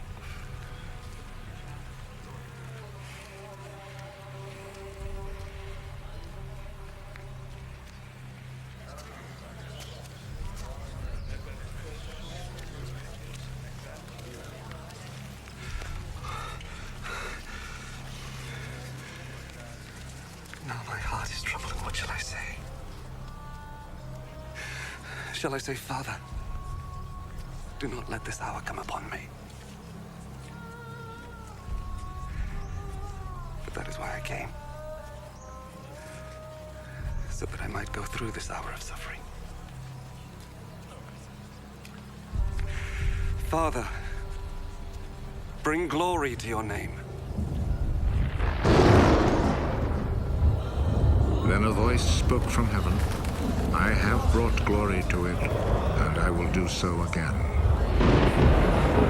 The crowd standing there heard the voice, and some of them said it was thunder, while others said, an angel spoke to him. It is not for my sake that this voice spoke, but for yours. Now is the time for this world to be judged. Now the ruler of this world will be overthrown. When I am lifted up from the earth, I will draw everyone to me. In saying this, he indicated the kind of death he was going to suffer. Our Lord tells us that the Messiah will live forever. How then can you say that the Son of Man must be lifted up? Who is this Son of Man?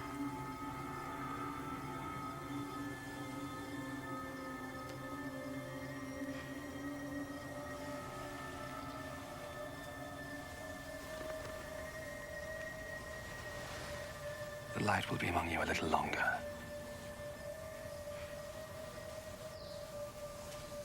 Continue on your way while you have the light, so that the darkness will not come upon you. For the one who walks in the dark does not know where he is going. Believe in the light then while you have it, so that you will be the people of the light.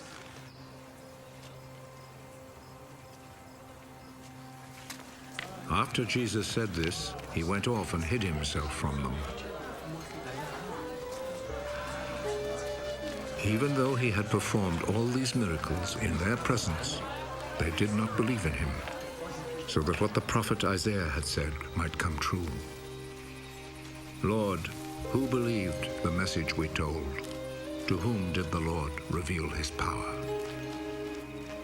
And so they were not able to believe, because Isaiah also said, God has blinded their eyes and closed their minds, so that their eyes would not see and their minds would not understand, and they would not turn to me, says God, for me to heal them.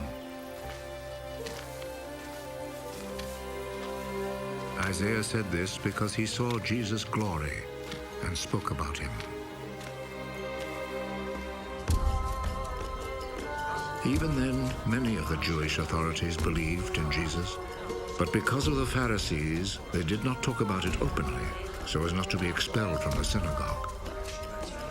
They loved human approval rather than the approval of God. Jesus said in a loud voice, Whoever believes in me believes not only in me, but also in him who sent me. Whoever sees me sees also him who sent me. I have come into the world as light, so that everyone who believes in me should not remain in the darkness. If people hear my message and do not obey it, I will not judge them. I came not to judge the world, but to save it. Those who reject me and do not accept my message have one who will judge them. The words I have spoken will be their judge on the last day. This is true, because I have not spoken on my own authority, but the Father who sent me has commanded me what I must say and speak. And I know that his command brings eternal life. What I say then is what the Father has told me to say.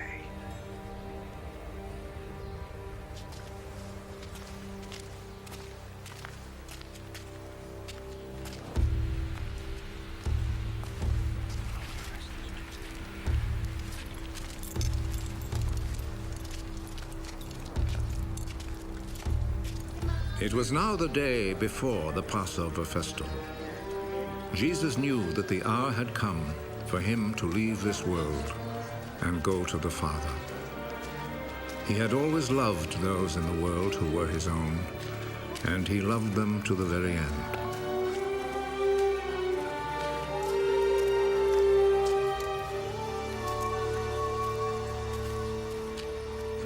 Jesus and his disciples were at supper.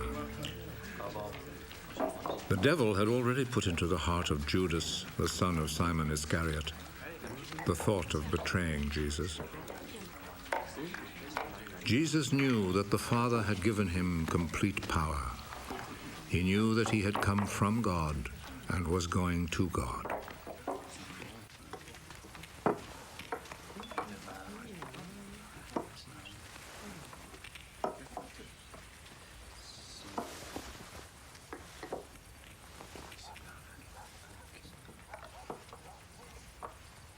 So he rose from the table, took off his outer garment, and tied a towel round his waist.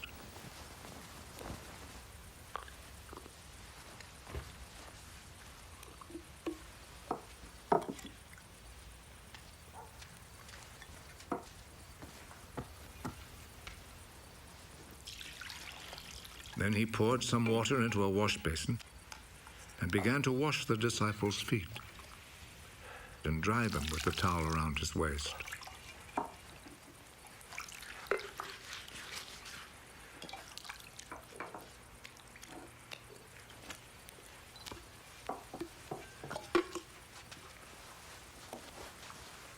He came to Simon Peter. Are you going to wash my feet, Lord? You do not understand now what I am doing, but you will understand later. Never, at any time, will you wash my feet. If I do not wash your feet, you will no longer be my disciple. Lord, do not wash only my feet, and wash my hands and head too. Those who have taken a bath are completely clean and do not need to wash themselves, except for their feet. All of you are clean.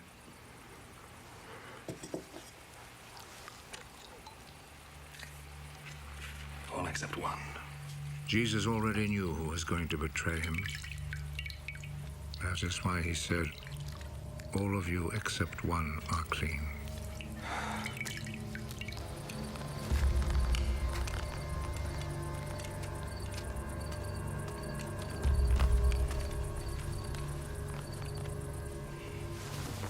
After Jesus had washed their feet, he put his outer garment back on and returned to his place at the table. Do you understand what I have just done to you?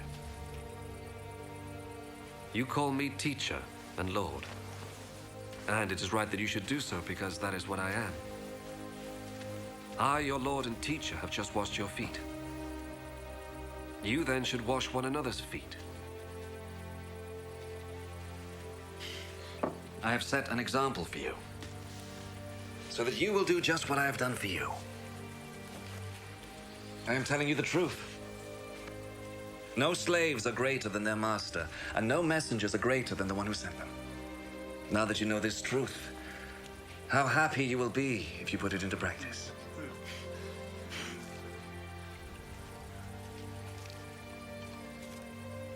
I'm not talking about all of you.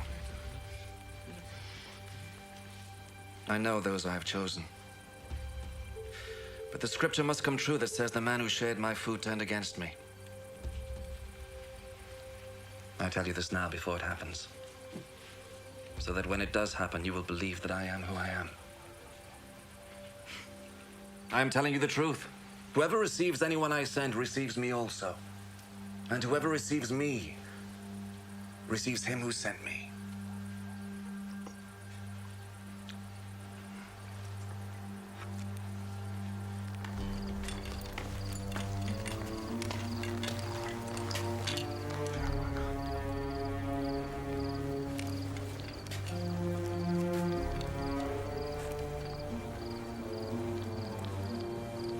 After Jesus had said this, he was deeply troubled and declared openly, I am telling you the truth. One of you is going to betray me.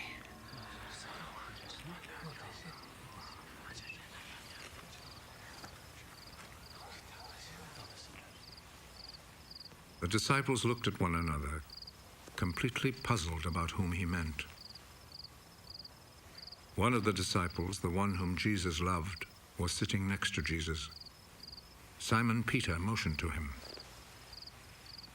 Ask him whom he is talking about. So that disciple moved closer to Jesus' side. Who is it, Lord?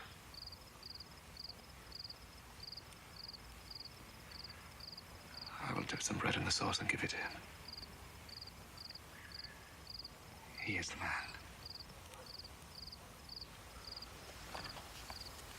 So he took a piece of bread, dipped it, and gave it to Judas, the son of Simon Iscariot. As soon as Judas took the bread, Satan entered into him. Hurry. And do what you must. None of the others at the table understood why Jesus said this to him.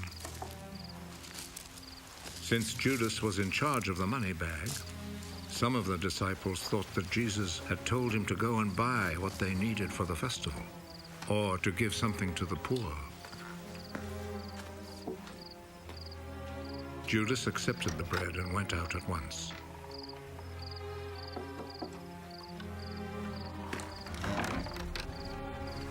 It was night.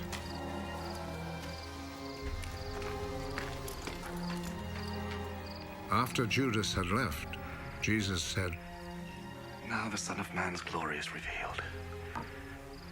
Now God's glory is revealed through him.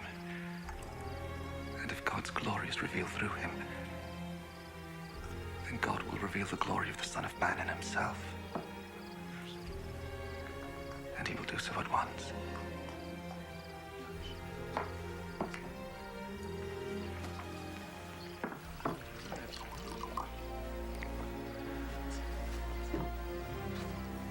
My children, I shall not be with you very much longer. You will look for me, but I tell you now what I told the Jewish authorities.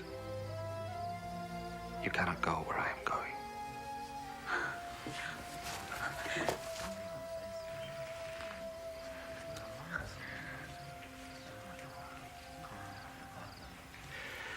And now I give you a new commandment. Love one another. As I have loved you, so you must love one another. If you have love for one another, then everyone will know that you are my disciples. Where are you going, Lord? You cannot follow me now where I am going. But later you will follow me. Lord, why can't I follow you now? I am ready to die for you. Are you really ready to die for me? I am telling you the truth. Before the rooster crows, you will say 3 times that you do not know me. Do not be worried and upset. Believe in God. And believe also in me. There are many rooms in my Father's house. And I am going to prepare a place for you. I would not tell you this if it were not so. And after I go and prepare a place for you, I will come back and take you to myself, so that you will be where I am. You know the way that leads to the place where I am going. Lord, we do not know where you are going, so how can we know the way to get there? I am the way, the truth, and the life. No one goes to the Father except by me. Now that you have known me, you will know my Father also. And from now on, you do know him. And you have seen him. Lord, show us the Father. That is all we need. For a long time, I have been with you all. Yet you do not know me, Philip. Whoever has seen me has seen the Father. Why then do you say, show us the Father? Do you not believe, Philip, that I am in the Father and the Father is in me? The words I have spoken to you do not come from me. The Father who remains in me does his own work. Believe me when I say that I am in the Father and the Father is in me. If not, believe because of the things I do. I am telling you the truth. Those who believe in me will do what I do. Yes, they will do even greater things. Because I am going to the Father. And I will do whatever you ask for in my name, so that the Father's glory will be shown through the Son. If you ask me for anything in my name, I will do it.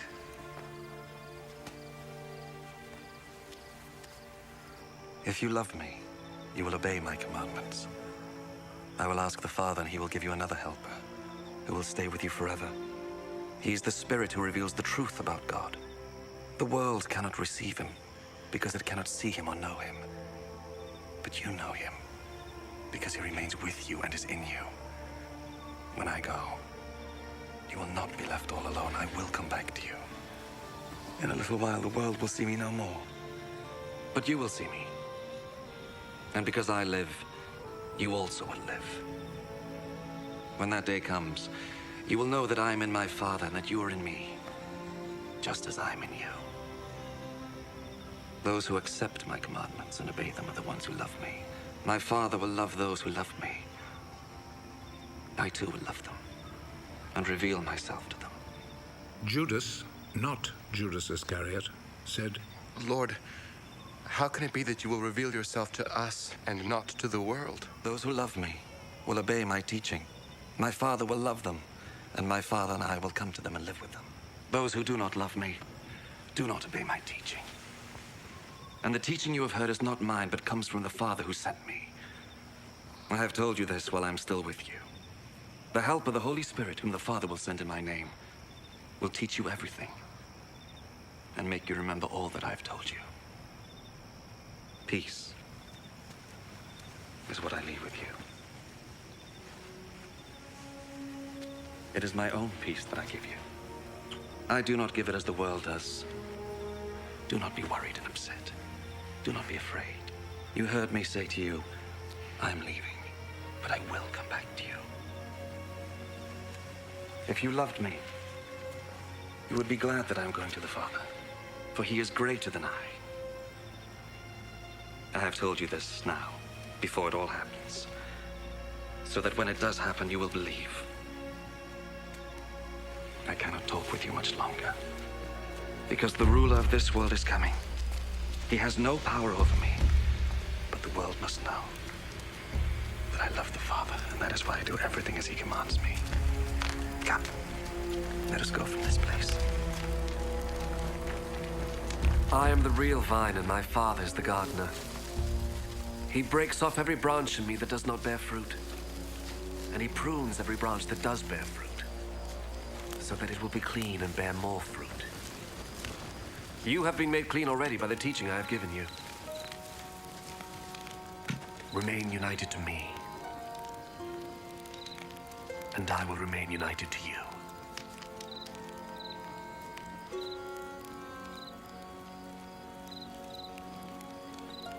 A branch cannot bear fruit by itself. It can do so only if it remains in the vine. In the same way, you cannot bear fruit unless you remain in me. I am the vine, and you are the branches. Those who remain in me and I in them will bear much fruit, for you can do nothing without me. Those who do not remain in me are thrown out like a branch and dry up. Such branches are gathered up and thrown into the fire, where they are burned. If you remain in me and my words remain in you, then you will ask for anything you wish, and you shall have it. My Father's glory is shown by your bearing much fruit, and in this way you become my disciples. I love you, just as the Father loves me. Remain in my love. If you obey my commands, you will remain in my love, just as I have obeyed my Father's commands, and remain in his love. I have told you this, so that my joy may be in you, and that your joy may be complete. My commandment is this: love one another, just as I love you. The greatest love you can have for your friends is to give your life for them. and you are my friends, if you do what I command you. I do not call you servants any longer, because servants do not know what their master is doing. Instead, I call you friends, because I have told you everything I heard from my father. You did not choose me. I chose you, and appointed you to go and bear much fruit. The kind of fruit that endures. And so, the Father will give you whatever you ask of him in my name. This, then, is what I command you.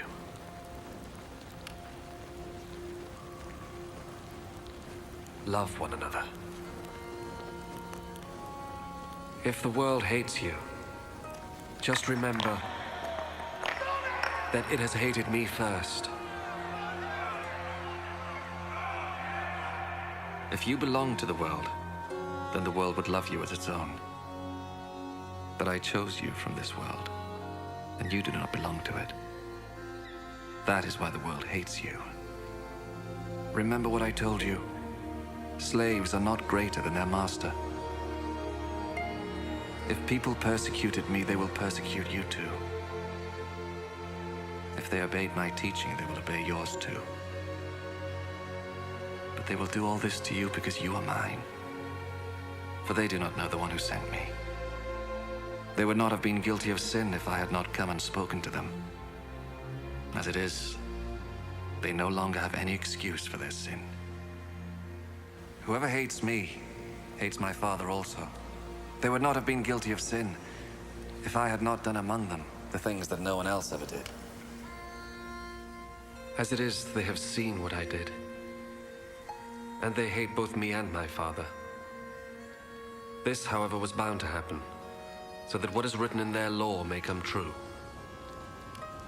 They hated me for no reason at all.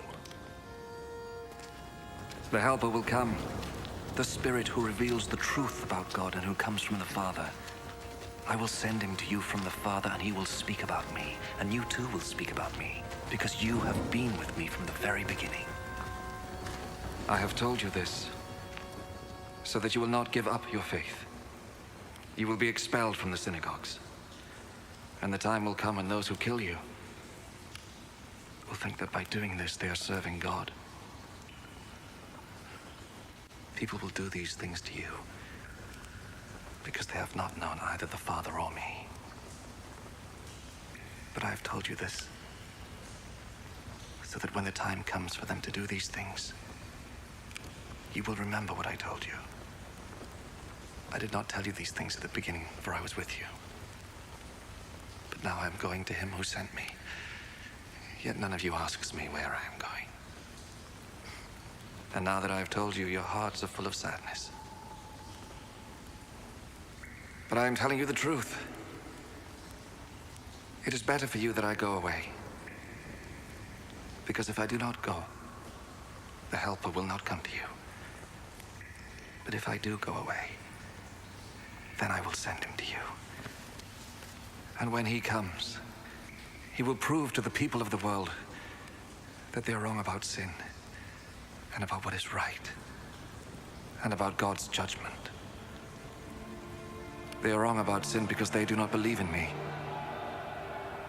They are wrong about what is right because I am going to the Father and you will not see me anymore. And they are wrong about judgment because the ruler of this world has already been judged. I have much more to tell you, but now it would be too much for you to bear. When, however, the Spirit comes, who reveals the truth about God, he will lead you into all the truth. He will not speak on his own authority, but he will speak of what he hears, and will tell you of things to come. He will give me glory, because he will take what I say and tell it to you. All that my Father has is mine. That is why I said that the Spirit will take what I give him and tell it to you. In a little while you will not see me anymore. And then a little while later you will see me. Some of his disciples asked among themselves, "What does this mean?" He tells us that in a little while we will not see him, and then a little while later we will see him, And he also says, "It is because I am going to the Father." What does this "a little while" mean? We don't know what he is talking about.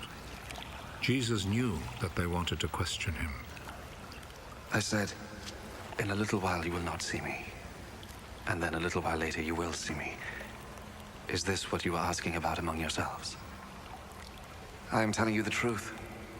You will cry and weep, but the world will be glad. You will be sad, but your sadness will turn into gladness. When a woman is about to give birth, she is sad because the hour of suffering has come. But when the baby is born, she forgets her suffering because she is happy that a baby has been born into the world. That is how it is with you. Now you are sad, but I will see you again, and your hearts will be filled with gladness, the kind of gladness that no one can take away from you. When that day comes, you will not ask me for anything. I am telling you the truth. The Father will give you whatever you ask of him in my name. Until now, you have not asked for anything in my name. Ask and you will receive, so that your happiness may be complete.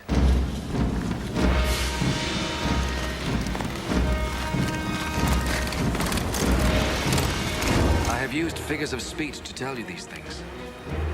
But the time will come when I will not use figures of speech, but will speak to you plainly about the Father. When that day comes, you will ask him in my name. And I do not say that I will ask him on your behalf, for the Father himself loves you. He loves you because you love me and have believed that I came from God. I did come from the Father, and I came into the world. And now I am leaving the world and going to the Father. Then his disciples said to him, "Now you are speaking plainly, without using figures of speech. We know now that you know everything. You do not need to have someone ask you questions. This makes us believe that you came from God." Do you believe now? The time is coming, it is already here, when all of you will be scattered, each of you to your own home. And I will be left all alone. But I am not really alone, because the Father is with me. I have told you this so that you will have peace by being united to me. The world will make you suffer, but be brave. I have defeated the world. After Jesus finished saying this, he looked up to heaven and said, Father, the hour has come. Give glory to your Son, so that the Son may give glory to you. For you gave him authority over all people, so that he might give eternal life to all those you gave him. And eternal life means to know you, the only true God, and to know Jesus Christ, whom you sent. I have shown your glory on earth. I have finished the work you gave me to do.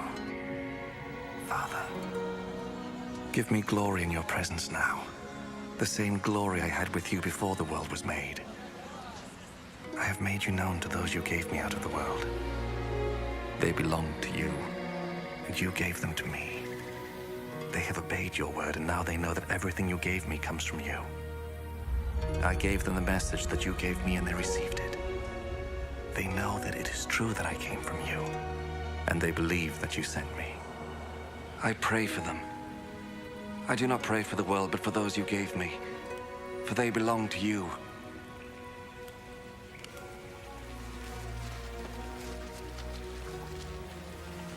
All I have is yours, and all you have is mine,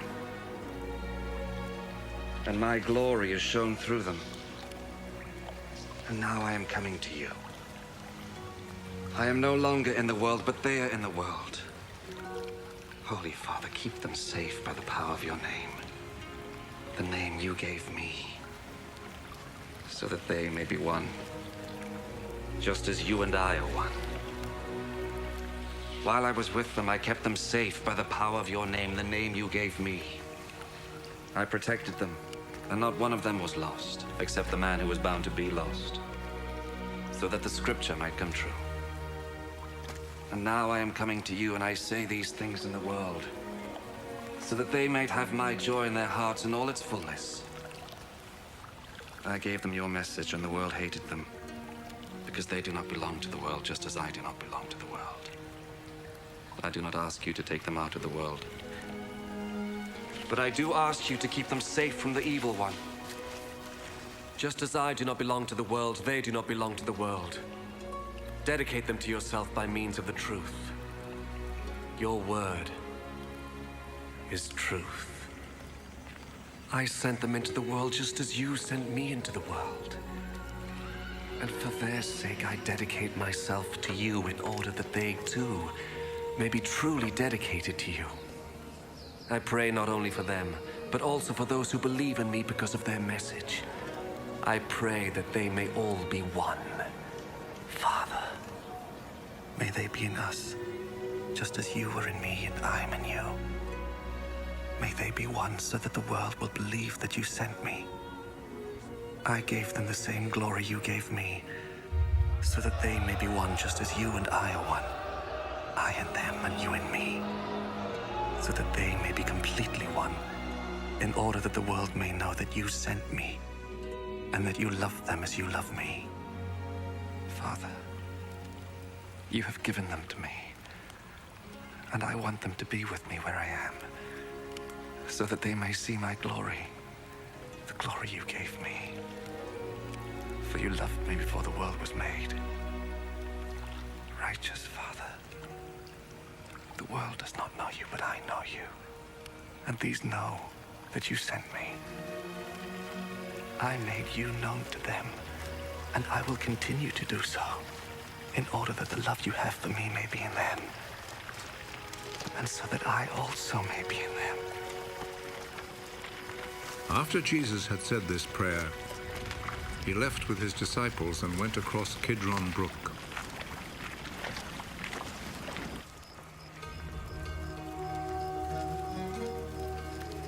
There was a garden in that place, and Jesus and his disciples went in.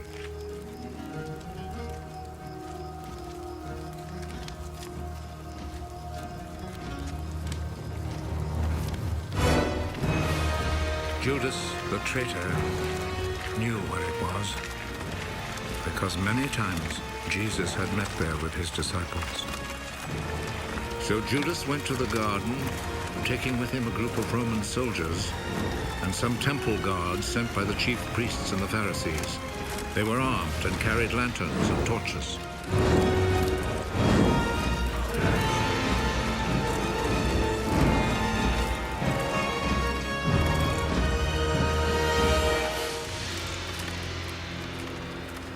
Jesus knew everything that was going to happen to him, so he stepped forward and asked them, "Who is it you are looking for?" Jesus of Nazareth.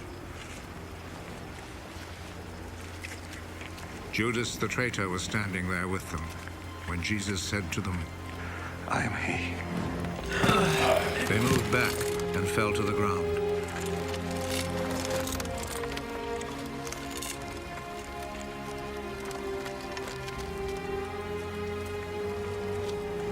Again, Jesus asked them, "Who is it you are looking for?" Jesus of Nazareth. I have already told you that I am he. If then you are looking for me, let these others go. He said this so that what he had said might come true. "Father, I have not lost even one of those you gave me." Simon Peter, who had a sword, drew it and struck the high priest's slave, cutting off his right ear. The name of the slave was Malchus.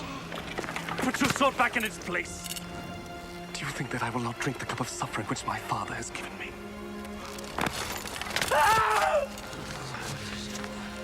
Then the Roman soldiers, with their commanding officer and the Jewish guards, arrested Jesus, tied him up,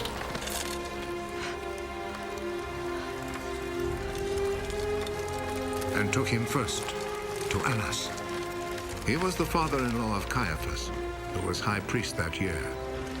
It was Caiaphas who had advised the Jewish authorities that it was better that one man should die for all the people.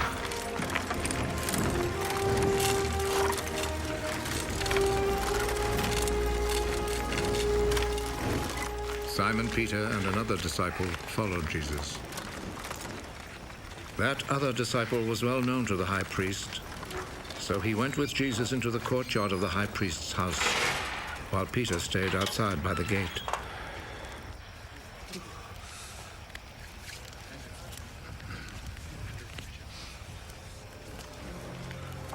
Then the other disciple went back out, spoke to the girl at the gate, and brought Peter inside.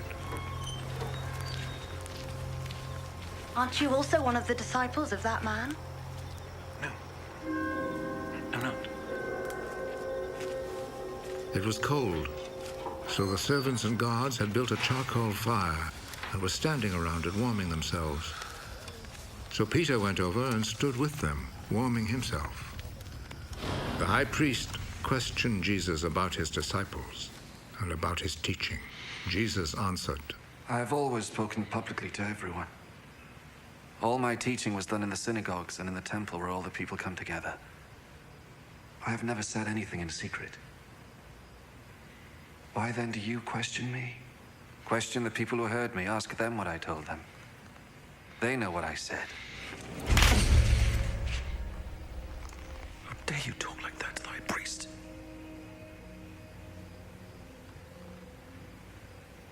If I have said anything wrong, tell everyone here what it was. But if I am right in what I have said, why do you hit me? Then Annas sent him, still tied up, to Caiaphas, the high priest. Peter was still standing there, keeping himself warm. So the others said to him, Aren't you also one of the disciples of that man? No, I am not. But Peter denied it. One of the high priest's slaves, a relative of the man whose ear Peter had cut off, spoke up.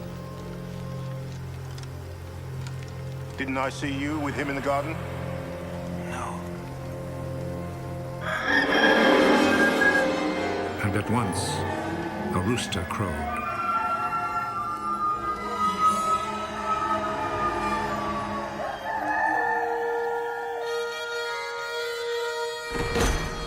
Early in the morning, Jesus was taken from Caiaphas' house to the governor's palace. The Jewish authorities did not go inside the palace, for they wanted to keep themselves ritually clean in order to be able to eat the Passover meal. So Pilate went outside to them and asked, What do you accuse this man of? We would not have brought him to you if he had not committed a crime. Then you yourselves take him and try him according to your own law. We are not allowed to put anyone to death. This happened in order to make come true what Jesus had said when he indicated the kind of death he would die.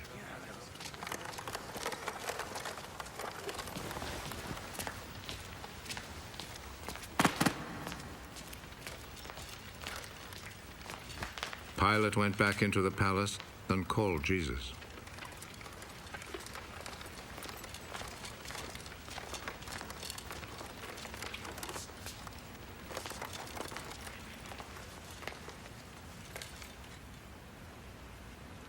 Are you the king of the Jews?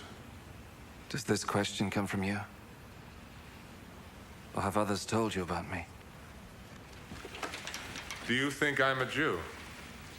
It was your own people and the chief priests who handed you over to me. What have you done? My kingdom does not belong to this world. If my kingdom belonged to this world, my followers would fight to keep me from being handed over to the Jewish authorities. No. My kingdom does not belong here. Are you a king, then? You say that I am a king. I was born and came into the world for this one purpose: to speak about the truth. Whoever belongs to the truth listens to me. And what is truth?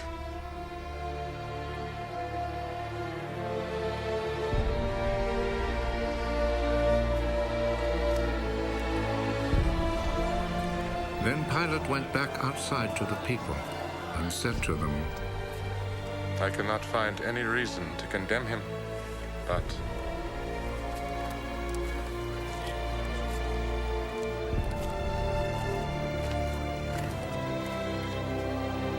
according to the custom you have, I always set free a prisoner for you during the Passover. Do you want me to set free for you the King of the Jews? They answered him with a shout,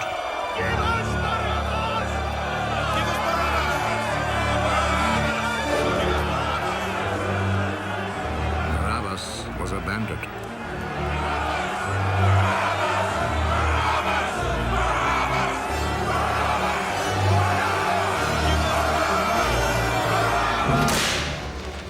Then Pilate took Jesus and had him whipped. The soldiers made a crown out of thorny branches and put it on his head. Then they put a purple robe on him and came to him and said, Long live the King of the Jews. And they went up and slapped him.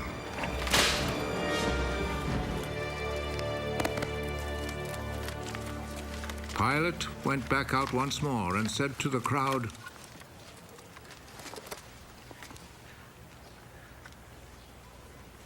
Look, I will bring him out here to you to let you see that I cannot find any reason to condemn him. Look, here is the man. So Jesus came out, wearing the crown of thorns and the purple robe. Crucify him! Crucify him!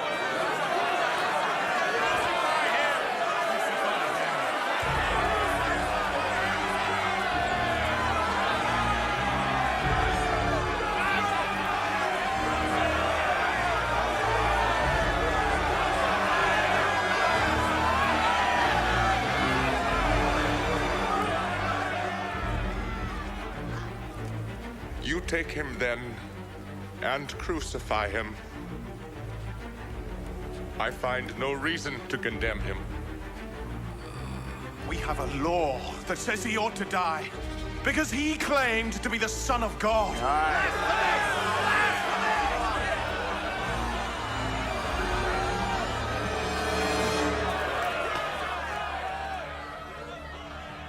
When Pilate heard this, he was even more afraid.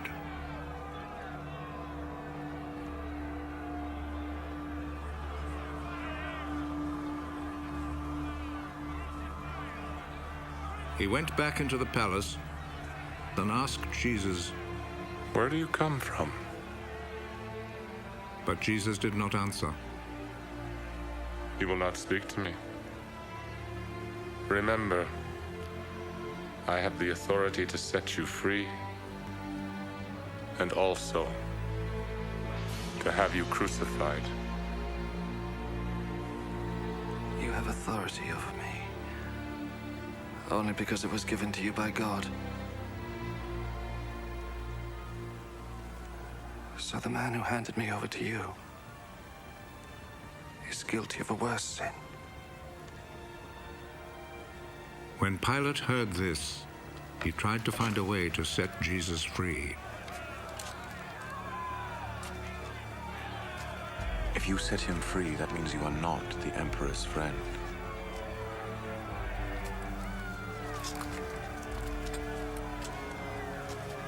Anyone who claims to be a king is a rebel against the Emperor.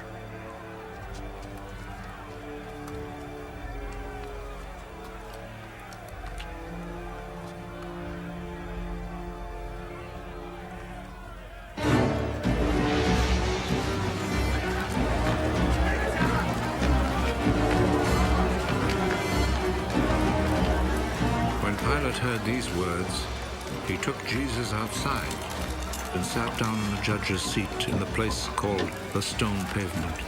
In Hebrew, the name is Gabbatha.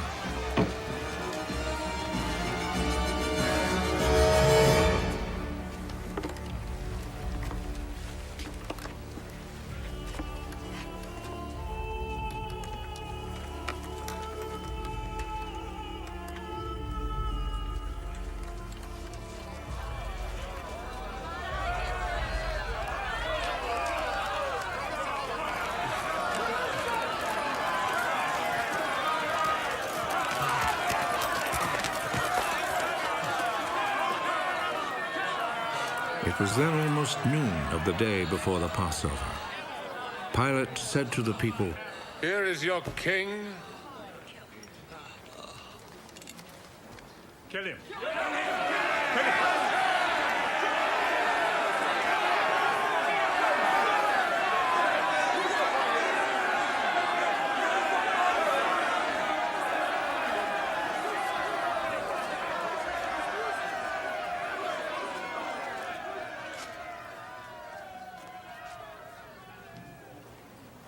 Do you want me to crucify your king?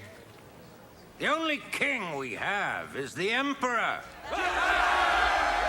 Then Pilate handed Jesus over to them to be crucified.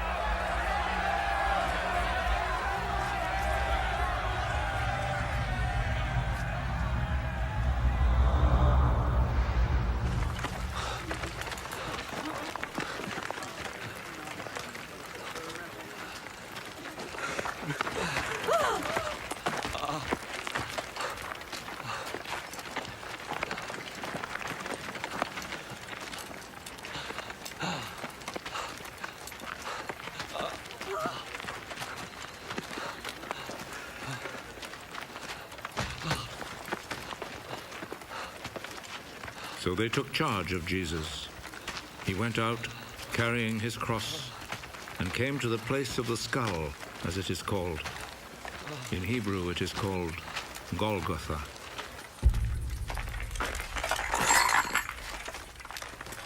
There they crucified him, and they also crucified two other men, one on each side, with Jesus between them.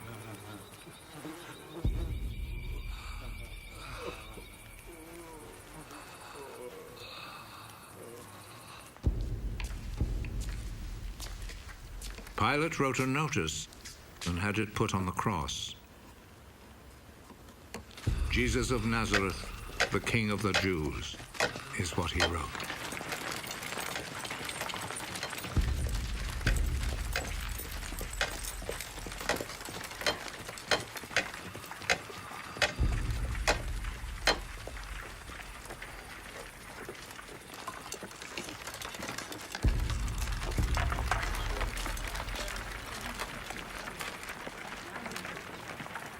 Many people read it because the place where Jesus was crucified was not far from the city.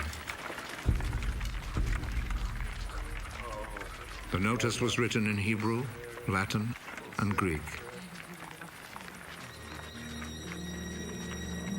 The chief priest said to Pilate, "Do not write the King of the Jews, but rather..." This man said, "I am the King of the Jews." What I have written stays written.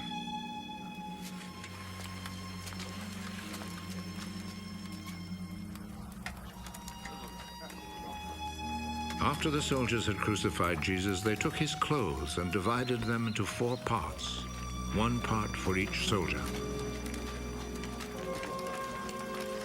They also took the robe, which was made of one piece of woven cloth without any seams in it. The soldiers said to one another, "Let's not tear it. Let's throw dice to see who will get it." This happened in order to make the scripture come true. They divided my clothes among themselves and gambled for my robe. And this is what the soldiers did. Standing close to Jesus' cross were his mother's sister, Mary, the wife of Clopas, and Mary Magdalene. Jesus saw his mother and the disciple he loved standing there. He is your son. Then he said to the disciple, She is your mother. From that time, the disciple took her to live in his home. Jesus knew that by now everything had been completed. And in order to make the scripture come true, he said,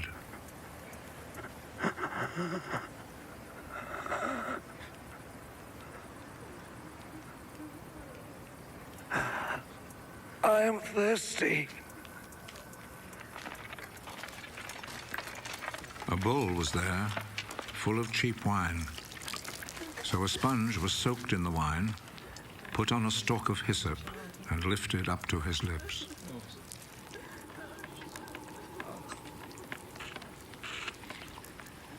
Jesus drank the wine.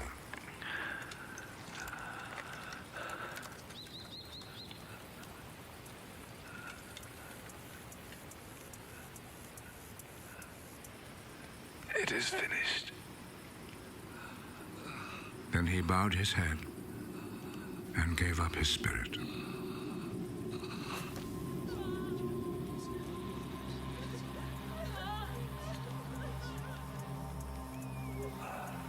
Then the Jewish authorities asked Pilate to allow them to break the legs of the men who had been crucified and to take the bodies down from the crosses. They requested this because it was Friday, and they did not want the bodies to stay on the crosses on the Sabbath, since the coming Sabbath was especially holy. So the soldiers went and broke the legs of the first man, and then of the other man who had been crucified with Jesus. But when they came to Jesus, they saw that he was already dead, so they did not break his legs. One of the soldiers, however, plunged his spear into Jesus' side.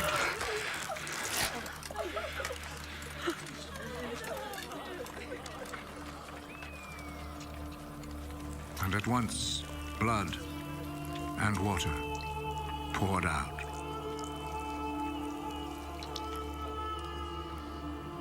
The one who saw this happen has spoken of it, so that you may also believe. What he said is true, and he knows that he speaks the truth. This was done to make the scripture come true. Not one of his bones will be broken. And there is another scripture that says, people will look at him whom they pierced.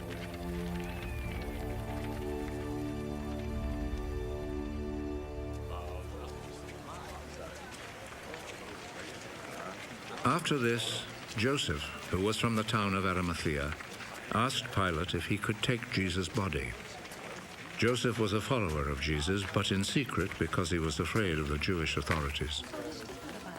Pilate told him he could have the body, so Joseph went and took it away. Nicodemus, who at first had gone to see Jesus at night, went with Joseph, taking with him about 100 pounds of spices, a mixture of myrrh and aloes. The two men took Jesus' body and wrapped it in linen cloths with the spices, according to the Jewish custom of preparing a body for burial. There was a garden in the place where Jesus had been put to death, and in it there was a new tomb where no one had ever been buried. Since it was the day before the Sabbath, and because the tomb was close by, they placed Jesus' body there. Early on Sunday morning, while it was still dark, Mary Magdalene went to the tomb and saw that the stone had been taken away from the entrance. She went running to Simon Peter and the other disciple whom Jesus loved.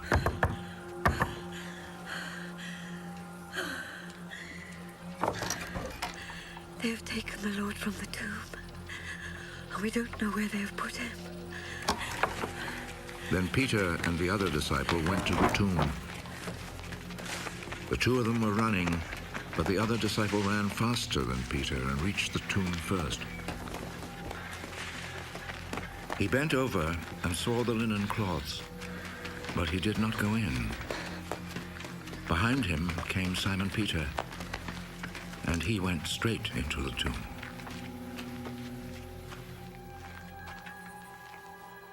He saw the linen cloths lying there, and the cloth which had been around Jesus' head. It was not lying with the linen cloths, but was rolled up by itself. Then the other disciple who had reached the tomb first also went in. He saw and believed.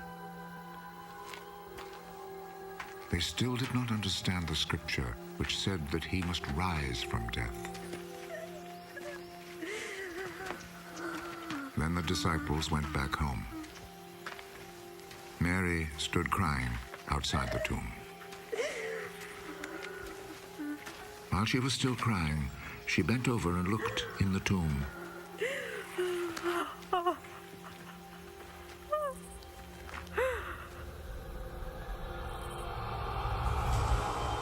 And saw two angels there, dressed in white, sitting where the body of Jesus had been, one at the head, the other at the feet. "Woman, why are you crying?" they asked her. They have taken my Lord away, and I do not know where they have put him. Then she turned around and saw Jesus standing there. But she did not know that it was Jesus. Woman, why are you crying? Who was it that you were looking for?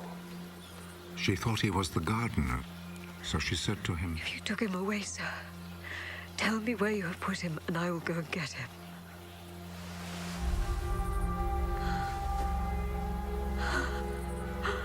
Mary. She turned toward him and said in Hebrew, Rabboni.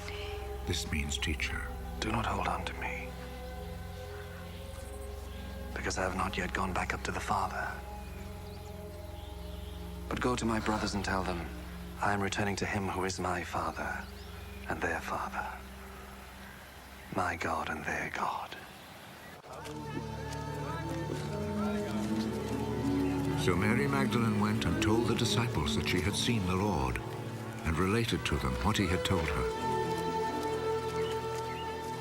It was late that Sunday evening, and the disciples were gathered together behind locked doors because they were afraid of the Jewish authorities. Then Jesus came, stood among them. Peace be with you. After saying this, he showed them his hands and his side.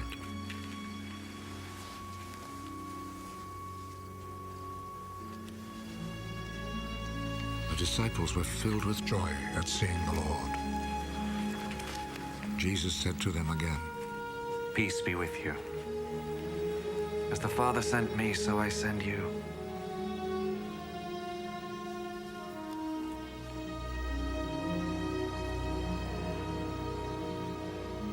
Then he breathed on them.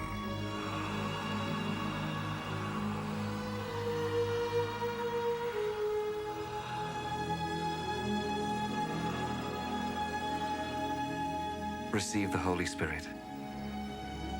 If you forgive people's sins, they are forgiven.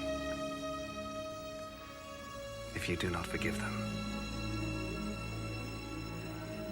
they are not forgiven.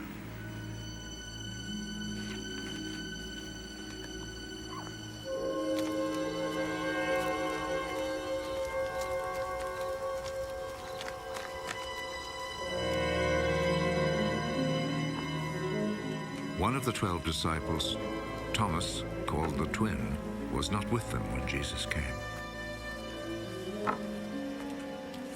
So the other disciples told him, We have seen the Lord. Unless I see the scars of the nails in his hands, and put my finger on those scars, and my hand in his side, I will not believe.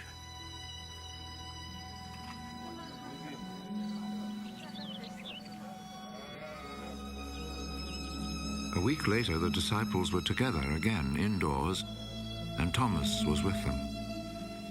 The doors were locked, but Jesus came and stood among them. Peace be with you. Put your finger here and look at my hands. Then reach out your hand and put it in my side. Stop your doubting and believe. My Lord and my God.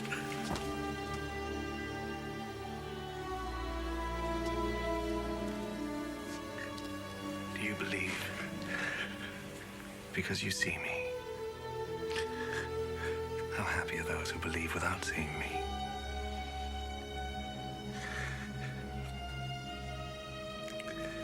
In his disciples' presence, Jesus performed many other miracles which are not written down in this book. But these have been written in order that you may believe that Jesus is the Messiah, the Son of God, and that through your faith in him, you may have life. After this, Jesus appeared once more to his disciples at Lake Tiberias. This is how it happened. Simon Peter, Thomas, called the twin, Nathanael, the one from Cana in Galilee, the sons of Zebedee, and 2 other disciples of Jesus were all together. Simon Peter said to the others, I'm going fishing. We will come with you, they told him.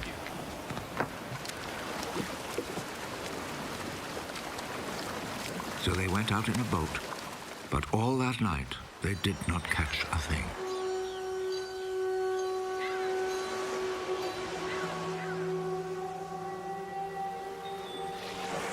As the sun was rising, Jesus stood at the water's edge. But the disciples did not know that it was Jesus. Young men, haven't you caught anything? Not a thing! Throw your net out on the right side of the boat, and you will catch some.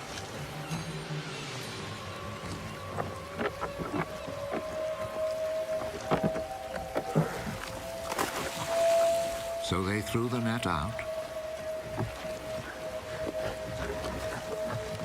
and could not pull it back in because they had caught so many fish.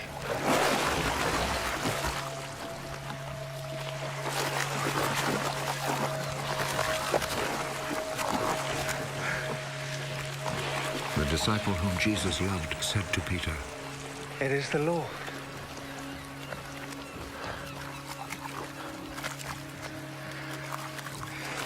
When Peter heard that it was the Lord, he wrapped his outer garment around him, for he had taken his clothes off, and jumped into the water. The other disciples came to shore in the boat, pulling the net full of fish. They were not very far from land, about 100 yards away. When they stepped ashore, they saw a charcoal fire there with fish on it and some bread.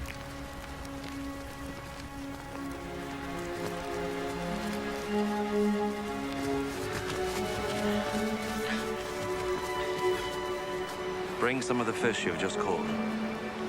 Simon Peter went aboard and dragged the net ashore full of big fish, 153 in all. Even though there were so many, still the net did not tear.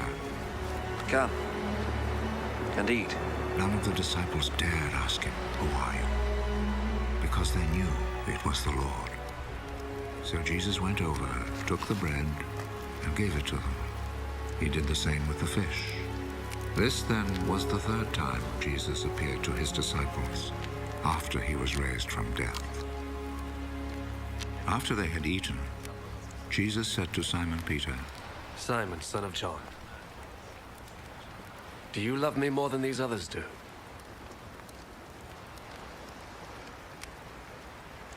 Yes, Lord. You know that I love you. Take care of my lambs. A 2nd time, Jesus said to him, Simon, son of John, do you love me? Yes, Lord. You know that I love you. Take care of my sheep. A 3rd time, Jesus said, Simon, son of John, do you love me?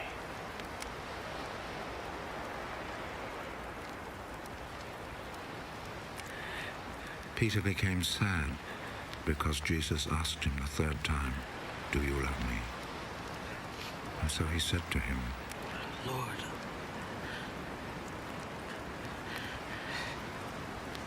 you know everything.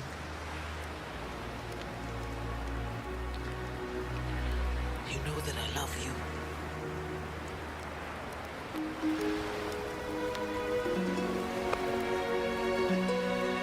Take care of my sheep.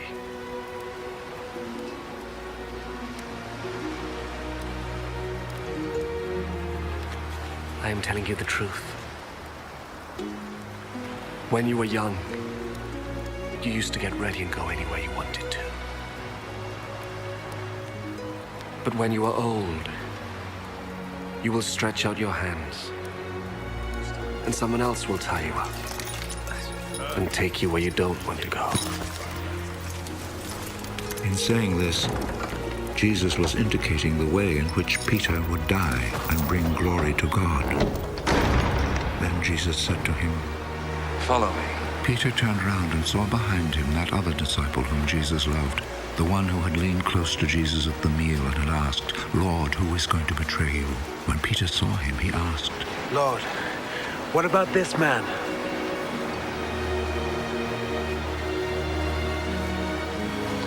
If I want him to live until I come, what is that to you? Follow me. So a report spread among the followers of Jesus that this disciple would not die. But Jesus did not say he would not die. He said, if I want him to live until I come, what is that to you? He is the disciple who spoke of these things, the one who also wrote them down. And we know that what he said is true. Now there are many other things that Jesus did. If they were all written down one by one, I suppose that the whole world could not hold the books that would be written. The Apostle John said the purpose of this gospel is that we believe that Jesus is the Son of God.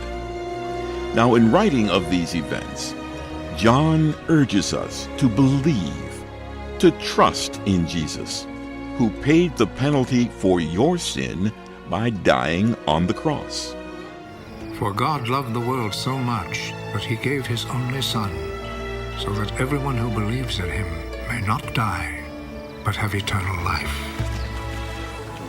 I am telling you the truth. Those who hear my words and believe in him who sent me have eternal life. And eternal life means to know you, the only true God, and to know Jesus Christ whom you sent. But these have been written in order that you may believe that Jesus is the Messiah, the Son of God, and that through your faith in him you may have life. Now this means two things. We need to agree with Jesus that we have sinned against the Holy God, and there are wrongs in our life, no matter how small they may seem to be.